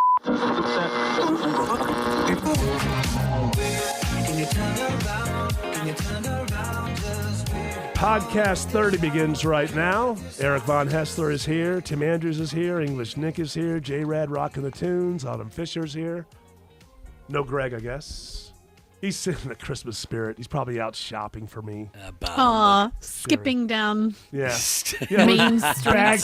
Bags in his hand, Yeah. It's beginning to look like Christmas Santa hat on. Yeah, absolutely. Silver bell. Eggnog with a bit of cinnamon on top. We have eggnog at the house. I'm afraid to drink it. Why? Because of the mucus? No, because I can't let myself go this Christmas. You can have season. one glass of eggnog. Christmas Day, That's how it starts. That's how it starts. She's right. She's Put a right. little bullet bourbon in there. No, actually, my wife did make me a couple of hot toddies when I was really sick and I had the chest thing. Those are the best. I'll do it. That was good. That's good. Did you put like honey and lemon and bourbon? Yeah, that's what I meant. Yeah. Bourbon. I think whiskey got me through the weekend. I'm still a bit scratchy. But oh, yeah. You're drinking it up. Who you running with? Some 25-year-old or something? If I know English, Nick. By the way, hello to your parents. You're both wrong. I bet your dad, he secretly brags on you, doesn't he? No, I 50. Nick gets with the young lads. He gets the young birds. Oh, my, he's a chip off the old block. No, he does not. Ivan would never. He's not that kind of man. No, not in public. He's a gentleman. But I think he's secretly like, yeah. Oh, when he goes down to the pub at night, yeah, he's not a pubber. My dad's not a drinker. Can you say, like as an English person said, my son is slaying tail in America? Oh, yes, my son is slaying the most tail in America. He gets the most trim. It's unbelievable how much he gets. Is your dad Michael Caine? I don't know. I'm trying not to make him sound like a northerner too much. I know. No, you got. It's like so hard. The way it should. If you're gonna do Ivan, it's like we're down in Wiltshire, my lover. I know, but this is so hard to do. We're down in Wiltshire, my lover, and there's a guy down there who says, "Oh, you need a bar." What is it influenced by, that accent? Is it Ireland or Scotland a little bit? I think there's Welsh. Yeah, because we're is not Wales far still from poor? Wales. Is there, like Wales used to be all poor, but is it rich now? Well, there's plenty of. There was always working class areas. That's what Autumn wants to save Wales. Wales. The Yeah. Wales. Got a lot better when they made Prince Charles the Prince of Wales, I'll tell you. That's He learned right. how to speak Welsh. He did. Yeah, Wales- embarrassed. I Wales- watched that show, The Crown. I heard that. Bloody Wales, you know. It's like I heard Wales. that she's going to step down pretty soon. She's going to step down? I heard that she's getting close to it. Queen? The Queen. She didn't want to. She never wanted Charles to be king, I don't think so. Well, she couldn't help it. She kept living. No. If she would have died, he would have been king. I will impose my will on England. Oh, wouldn't that be funny if he took over and decided it's going to be like the old days? Yeah. Started cutting people's heads off, but guillotines in the middle of the street. Charlie's a good Heads on pikes. He's a green guy. You He's don't like, see him as a heads on pikes guy? No, he's a gentleman. I'm never leaving. No, of course not. He might reopen the. No, he won't reopen the Diane Sting's his buddy. investigation. What do they do with Andrew? They just act like he doesn't exist. Oh, yeah, he's done. He retired from royal life. Those pictures, I didn't see him straight away, but those pictures where he's partying with the debutantes and stuff, dude, he's so much grief. We didn't really feature any of that audio because I really didn't see it. I only read about it, but he was saying ridiculous things. I know that's not me because I don't. You know, sweat. he's fifth in line for the crown, but I guess if he retires from royal life, then he's no longer in line for the crown, right? I guess I saw. He never would be because it would be Prince Prince Charles's kid next. No, I know. Yeah, and then fourth, but he's fifth. Yeah, and then Margaret, is she in line? No, she's a girl. No. She's a girl. She's the queen's sister. Understood. No, Margaret. Understood. I read you loud and clear. I saw the beginning of a documentary, and I didn't all that interested, but it's interesting. I wasn't interested in staying for an hour for this, but a guy goes. You know, there was that one king that pretty much people think was illegitimate. Can't remember if it was Edward V or one of those, and they've gone and they've looked and they've found more documentation that he was in fact illegitimate, which means he never should have been king. And so this guy goes. The whole thing is actually kind of cool. He goes and looks at the lineage if he wasn't allowed to be king, and he finds the true. Guy who should be the king. True heir. He's like lower middle class. They show Buckingham Palace, and they say, actually, the true heir to the throne lives here. That's they show, my birthright in there. It's all fake. Interesting. Oh, I didn't know that. Yeah. I should at least get one jewel. I didn't stick around. I didn't. Jewel, you said, right? Jewel. I said jewel. Okay. With an L. With an L. Jewelry. I didn't stick around because I didn't think I wanted to go there for 55 minutes through that whole journey, but I found the thing interesting. Was it Paul? McCartney? It should be Paul me. Skittles. I'm the king. But it's funny. He's the king of the Skittle Alley. He's picking up them pins now. He ain't the king. I don't know if it's lower middle class, maybe middle class. I think there was a carport. Yeah. That's usually. It's the sign. We can't afford garages here. A carport is usually the sign that you're the carport. lower part of the middle class. I grew up in plenty of carports. And It's a different standard in England. Yeah? Oh, it's Yeah. the rich people have carports. Well, no, it's like some people have got carports, some don't. It's not a sign of anything. Adele, what the hell do you know about carports? I know everything about it because it's where I was born, isn't it? She's going through a rough divorce now. Is Poor she? thing. I didn't even know she was. I mean, come on, we that's don't why- need to talk about that. That's why everybody thinks that this next album that's coming out is going to be really good. course it because is. she's going to be Does she super write her own emotional. But I'm heartbroken, aren't I? No, she's got a few Yeah. people that co-write with her. Yeah, she's like Alanis Morissette. There's some big hitters I think that do write with her. But All right. There's one producer that she works with. I believe. I just love the fact that whole Alanis, she's out on tour now on the 25th About to anniversary. be, yeah. For Jagged Little Pill. That's right. And the whole thing was because all that anger and everything came from a relationship with that guy on Full House before he was on Full House. Yes. Oh, yeah. You messed So me out in funny. theater. So he's the guy that she did the thing with the theater. Yeah. All of that spot on. That's so spot on. And you know that there's a Broadway show based on that album. That's what. Yes. Yeah. Well, what do they just do? came out. What do they do with the song "Ironic" now that everyone knows every example in there is not irony? I don't know. It's not ironic if the it fans rains. show up and they don't care. I guess. You recognize this, right? It's not ironic that it rains on your wedding day. It's No. just bad luck. Yeah. It's not ironic. None of it is ironic. There's not one of the examples in the song "Ironic" is actually ironic. And now, so if I saw, what would it have to be? Okay, so the guy never flew, And then his and then plane the goes day down. he took his flight, that's when the plane was crashing. So how could we make that? no, wait a minute. ironic? So wait a minute. He didn't take the flight, didn't he? No, he did take the flight. Yeah, finally he did. He spent his whole life not flying. That one might be close. What about meeting the man of your dreams and then something about Meeting his his beautiful beautiful wife. Bad That's luck. not irony. That's That's not bad irony. Just timing. Look. You know my example of irony. How do we make it irony? Okay, you know my generic example of irony. My generic example of irony that I made up in my own thought experiment head is if you hate marshmallows and you hate marshmallows so much that you start a society to get marshmallows banned. I'm close and to you that. get people whipped up in the fever, and they ban marshmallows. And then after marshmallows are banned and nobody makes them anymore, then you come down with a disease, and the only thing that could save your life is marshmallows. Yeah, that is irony. That's irony. Stupid. Doesn't make But it it's true. It's difficult to turn that into a good lyric. Yeah. I understand. It's But- like marshmallows. That'll carry our disease. But you know, yeah. But you know what? But you ran them. But you know what isn't irony? A Now you're fly- down on your knees. A fly in your Chardonnay. It's not irony. I was at. It's just, If that fly was your relative and he landed in your shot, why? It ain't a marshmallow. if that, What if the fly's an alcoholic? Well, there still It's wouldn't like a be drunk ironic. fly. if the restaurant had one of those fly tape things, it wouldn't be in there. Yeah, They would have that's called it that sticky fly tape It's thing. like if a fly's favorite food was a tape from the fly trap. Hey, that's exactly. By the way, that's what I want to see while I'm eating, dangling over my head. Is a bunch of dead flies clinging to a well, you strip. have it. Have you bet never the eaten backs- a meal with a fly trap? When I was a kid, Me too. When in I was pla- a kid, it was like not even fly trap. I'm a little bit older than you, and they were the actual tape. That's what I'm Yes. talking about. Yes. That, Somewhere like, around roll, 70. It was like an unrolled thing of film. Yeah, Yeah. and somewhere around 72 or 73, there was those boxy things that they would fly into, Yeah. and they would die You still and get fall. those. No, there's and that you- disgusting glue tape. Yeah, that glue tape. When was they're like, squirming on it, Yeah. half alive while And you're I'm eating a eating hot them. dog. you and I have the same. Extra. Hey, yeah, I it's remember By that the way, too. that is one thing I like in Gone with the Wind that Mammy keeps calling people white trash. Yeah. You're not going there looking like white trash.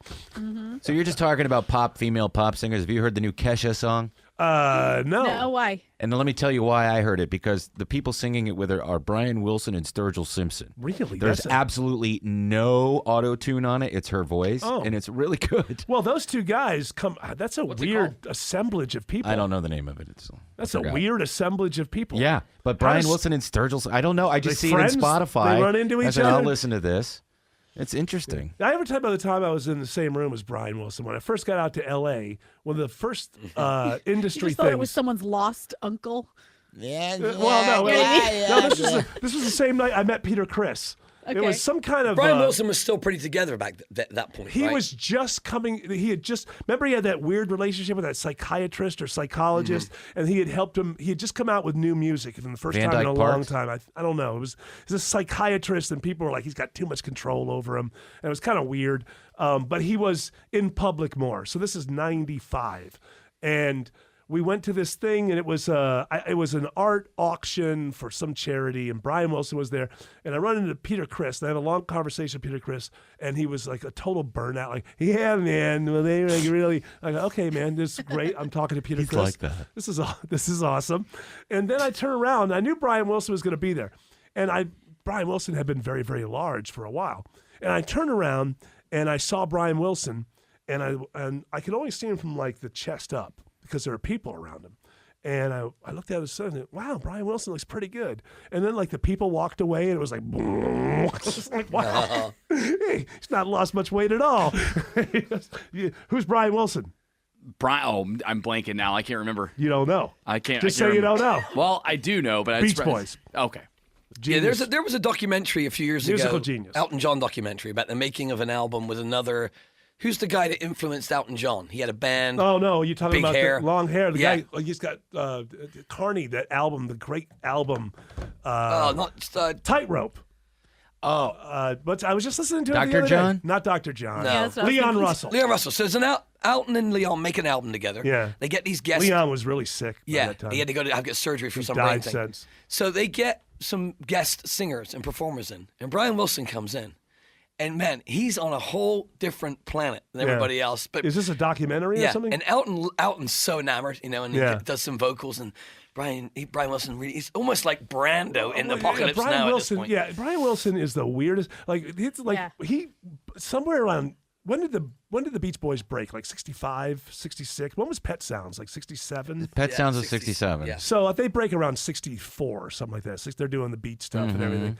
And Brian Wilson, even back then, when you just didn't do things like that, but he was the genius. Yeah. They were just like great harmonizers. And then he just so happens that this kid was a musical genius and got everything going. And I think he toured with them once, and then for the rest of the time, he was like, I'm not going. This is before the Beatles stopped touring. He was like, I'm not touring. I'm only doing records. And they would tour without him.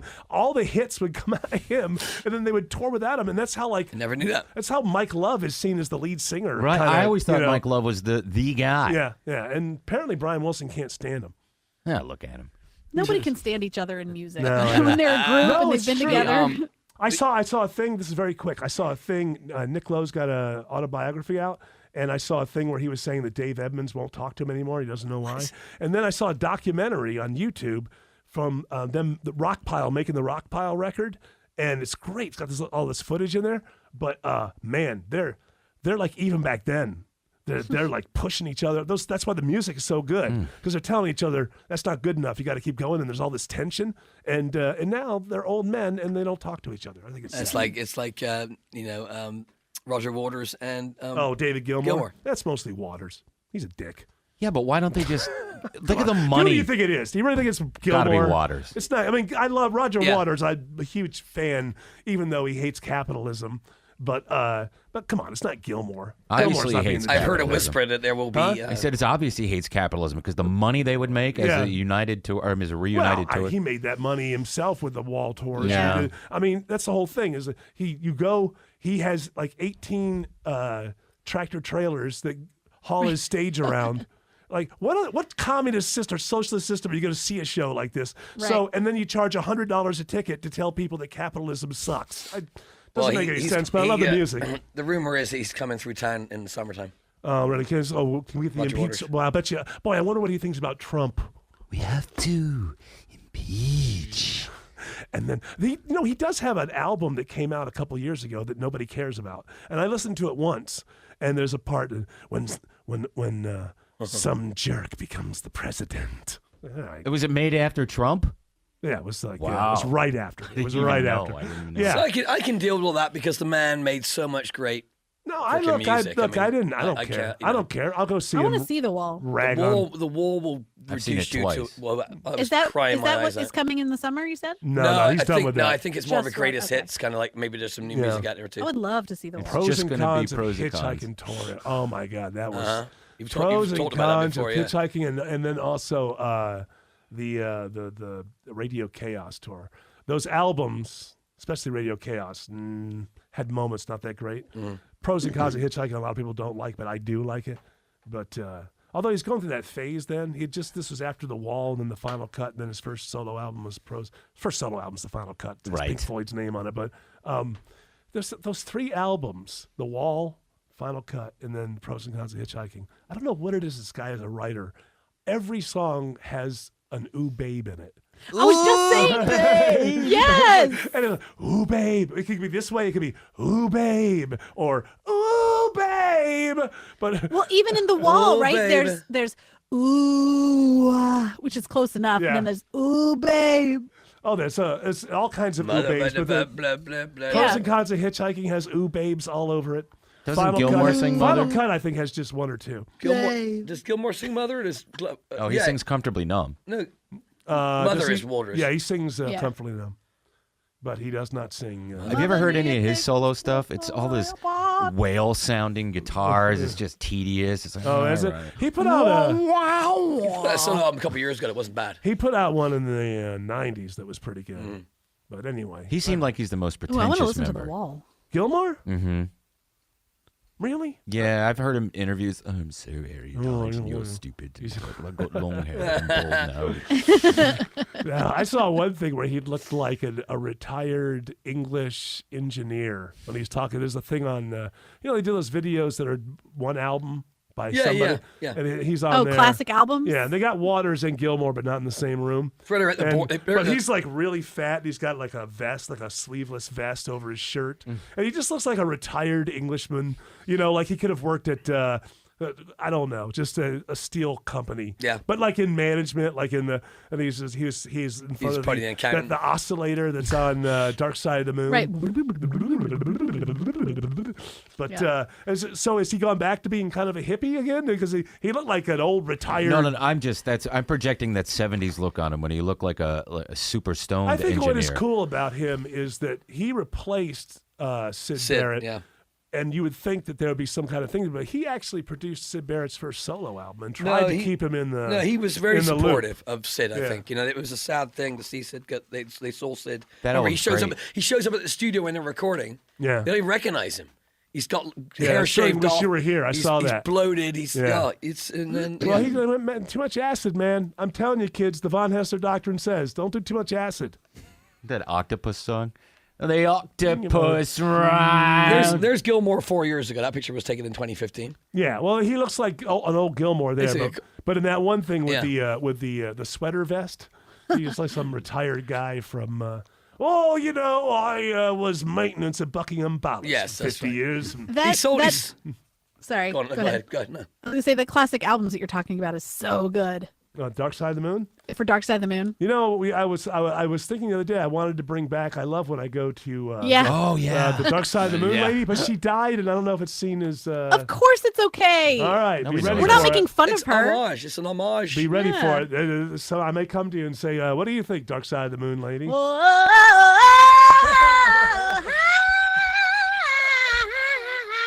Hey, Eric, this is Mitchell in White, Georgia. I don't like you guys making fun of the lady from Dark Side of the Moon. She just died. We're not making fun.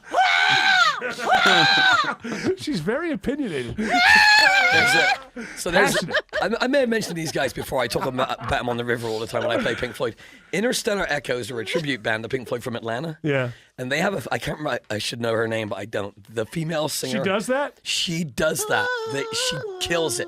See, you gotta have the two different moods of it. There's that. Yeah. There's a chill one. And then And then it's like, oh, you're making her mad. You're making her mad. This was definitely one of those moments when you guys first introduced her on the show, I guess a couple of years ago, where You had never heard the album. Yeah, me and several other people had never heard of it, and Yeah. then we're like, okay, what is this? Like, what are they doing? And then you actually go back to the song and you listen to it, and Autumn nails it. It's dead on. I was like, oh, it's like the light bulb just went on. That's my Dead. favorite part because that nails it dead on. There's that part where you think it's over after the Yeah. wah wah, and she's like, and then she goes, ah. She goes, It's like Jared is like Joe Pera discovering Baba O'Reilly. oh yeah, you ever see that video? This comedian Joe Perry, Oh, yeah. who does the great. He's just like, if you know anybody from Buffalo, New York, he just nails it. And there's a video where that character hears Baba O'Reilly by the Who for the first time in 2017, and then he can't. It's his whole life. It's so funny. He calls the classic rock station. The guy's like, yeah, sure. All right, I'll tell you what. It's called Baba O'Reilly. It's not called Teenage Wasteland. Yeah. And he goes, wow, did this just come out? No, it's really, really funny. It's well done. And then it ends with him trying to back up and get out of the snow in Buffalo. He's just like, oh, oops. Oh, his characters, I don't know. Joe Perry? Joe Pera. I Joe don't Pera. know if you've never lived there or known those people. Because like the Boston stereotype, you never have to go there, right? It's in enough movies and you see it enough. But the Buffalo stereotype is not. But he nails it. He just nails it. Very difficult to interview. Yeah, I know. It's going to be on Radio Labyrinth, right? Well, he is, right? Yeah, the most recent episode. It was the second time I've interviewed him. And he stays in character, right? Yeah, and it's tough. Yeah. Because he was like, so what's your favorite fruit? And he goes, oh, I guess right now, mango. He I said, you can get that at Wegmans, right? Yeah. He he did a series where on YouTube where he would go to you know, like when any fire hall will do their breakfast, community breakfast. Isn't that his series that's on Adult Swim? It might be. Joe Pera Talks with You. And he goes, and he like a restaurant critic. Yeah. And he rates them and he pits them against each other. And it's so damn funny because it's just one of these charity firehouse, eggs and pancakes. And his delivery is just so deadpan. It's so funny. But I can't imagine trying to interview. Like I remember trying to interview Emo Phillips and stuff, and it's very. I like what they do. I think it's pretty funny, but it's hard when they're in character. Bobcat just stopped doing that in like 2000 or 2001. Yeah, I remember that. And he became easier to talk to. But it's just hard because they're in character, and then you're like, what am I going to do? Try to one-up you in improvisation now or something? Or do you just want me to set you up? It's one of Jerry Seinfeld's comedians in cars getting coffee is this younger female comedian who's in character all the time. Yeah. And with Jerry, it's very awkward to begin with. I can't remember. I've never heard of her before, but she's just this. She's got all these followers on Instagram and stuff. He should just stick to the old school and not try to go with the new. The new comedians are terrible. God, speaking of that, I just watched the Norm Macdonald with Michael Keaton. I hadn't seen that one. Did you watch that one? I don't think I've seen that. No, wait, on Netflix? On Netflix, No, yes. You know what? I know, was I'm so the same disappointed way. by I'm the the David same way. Spade one that I just never. And then Judge Judy, am I interested? The Judge Judy one was great, but Is it? because she's so. I love open. Norm Macdonald. I just felt like you couldn't. They were trying to do that YouTube show or whatever it was on. Yeah, some it was on network. YouTube. No, they're on there, but there was a network. Oh, There was some okay. kind of thing they were on. You just couldn't do it on Netflix because it was so cutting edge. It was so racial. Yep. And it was saying everything you can't say, and there's no way that Netflix was going to allow that. So it kind of But I didn't know Michael Keaton was a stand-up comic. makes sense. You think about his first few roles. And Norm remembered some of his routine and was doing it for him. And he's so Yeah. Now, okay, I'll check it out. I've been trying to make myself go back because I should watch anything with Norm Macdonald no matter what. Just even if 15 minutes of it is great. Yeah. Because you don't get a lot of it, and I don't know what's going on with him. I have no idea. Do you think people are finally forgetting about the scandal at least? Nobody ever cared. What That's scandal? the thing about all. Remember the scandal when he said he said Roseanne. Nobody just cares. like nobody cared at the time. It's not trending. They're not. It's not. These are not real issues. The Peloton thing was not a real issue. It's just stuff that is brought up online, and then people react to it. Ooh, the Hallmark Channel band. Oh, they took the lesbians. I wish we would have talked about that. Decision, haven't they? They reversed it. Yeah. Oh, they did? And my thing is, who was it that didn't? Shouldn't that be baked in at the point? Because Hallmark in December is very family oriented. It's 1 billion Christmas movies. They're all the same plot, though. I know, but before you even go with commercials with lesbians kissing, shouldn't it be baked in that some family values group is going to? Right. Like, they were surprised. Like expect it. They were surprised by that. I mean, and then they pull him back, and then they go and first they pull him back. That's sort of an apology for him being there. Now they're putting him back on and apologizing for pulling them back. So was somebody on vacation and somebody just went, "What? Okay, get rid of him. I don't need any trouble on my." I mean, there's no way that they didn't know that there was going to be some pushback. Yeah. It just seems silly to me that they ever. They just should have said, "Hey, okay, fine, don't watch the Hallmark Channel if you don't like it." What if it's just a publicity thing, right? What if this is the way to get in the headlines? That was too stupid. It was a family values. Well, you know how you've compared. You say that in Dollywood, in Indian cinema, that you basically have Bollywood is Bollywood. I'm sorry, not Dollywood. Excuse Dollywood. me, Bollywood. Hey, I'm Indian. Bollywood. Excuse me. Yeah, thank you, Dolly. Indira. Bollywood. Excuse me. No, but you know how you say when in Indian cinema, how it's all basically the same plot, right? Yeah. I feel like people that watch those Hallmark movies are They're the same way. Yeah. It's the same damn plot every time. Just say that. Just talk to your girlfriend. You don't have to pretend. No, she doesn't watch that crap. Okay. Which thank goodness, but. My stepmom watches it, and I'm like, Ann, like I already see what's going on with this now. This is Come on, Ann. She works. Turn off the Hallmark. She works too much in the city, and Yeah. she's doesn't have enough time to go home for Christmas, and she meets this guy, and it's Right. like I'm like this is. They're going to move out in the country together. This is exactly what's going to happen. And then Spoiler alert. An hour and a half There's later, She switches her high heels for some tennis shoes. Yeah, they go out. Cowboy boots. And she's a fish out of water, slopping the pigs. And she fell down, and she got her city funny. pants wet. Is it the whole thing where he or she learns what real people are, real living and what the real. Yeah, he's more like the common guy, kind of a grittier guy. But and I would she's- imagine there's a lot of thinking that shopping is what the season is all about, Yeah. and finding out that it's The not. true It's about meaning. much about more. that, True darling. meaning. And There's Brian Kemp is the star, one of them. Well, I gave her I'm up here at the cabin. I was expecting her to be here, but she had to go, shopping, whatever. And oh, wait a minute. She showed up. She realized the truth. You need to teach me a lesson. Oh, this is your biggest fan, biggest voting fan. Well, Brian Camp. Let me get out the gun oil.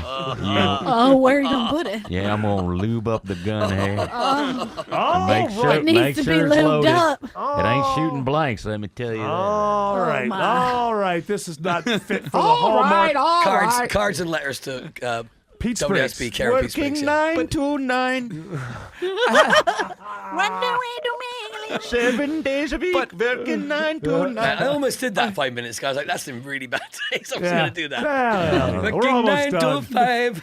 The point that I was trying to make Got with to get my tuck. the Bollywood films and the Hallmark Channel is that when somebody saw a controversial ad like the two lesbians kissing in the ad, I couldn't take it. It's like they're just programmed to just say, "Oh, that's not what I'm supposed to see. I can't see that. I can't unsee that." Yeah, but I mean, people are. We're in a transitional phase with this. This is the one thing that I've been in favor publicly of gay marriage since the '90s.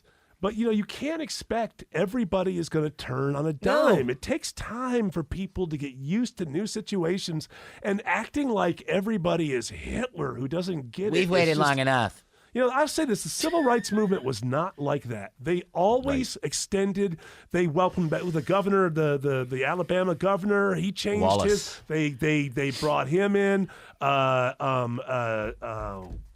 was it?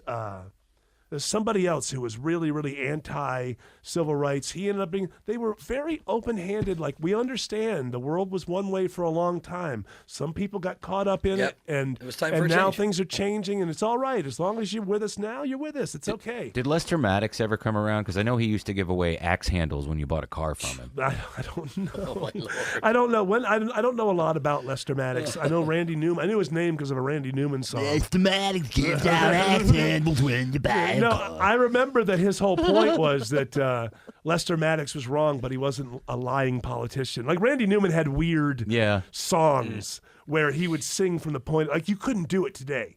Randy Newman was a progressive liberal, still is, I guess he's still alive, but he would write songs in the 70s from the point of view of the wrong side, and people were smart enough.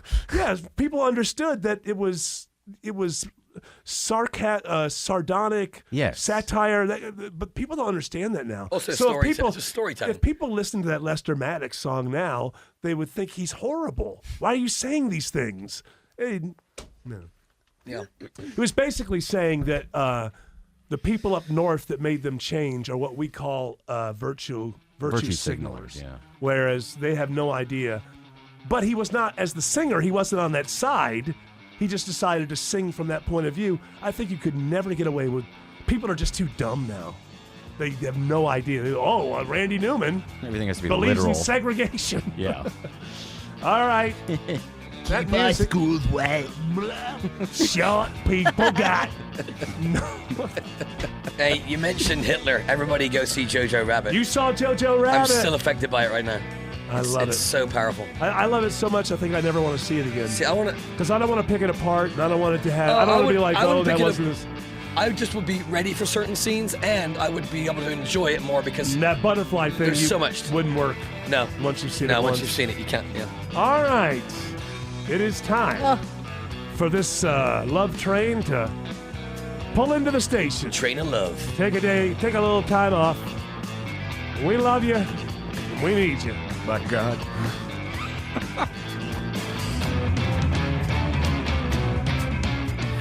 You know the Jojo Rabbit?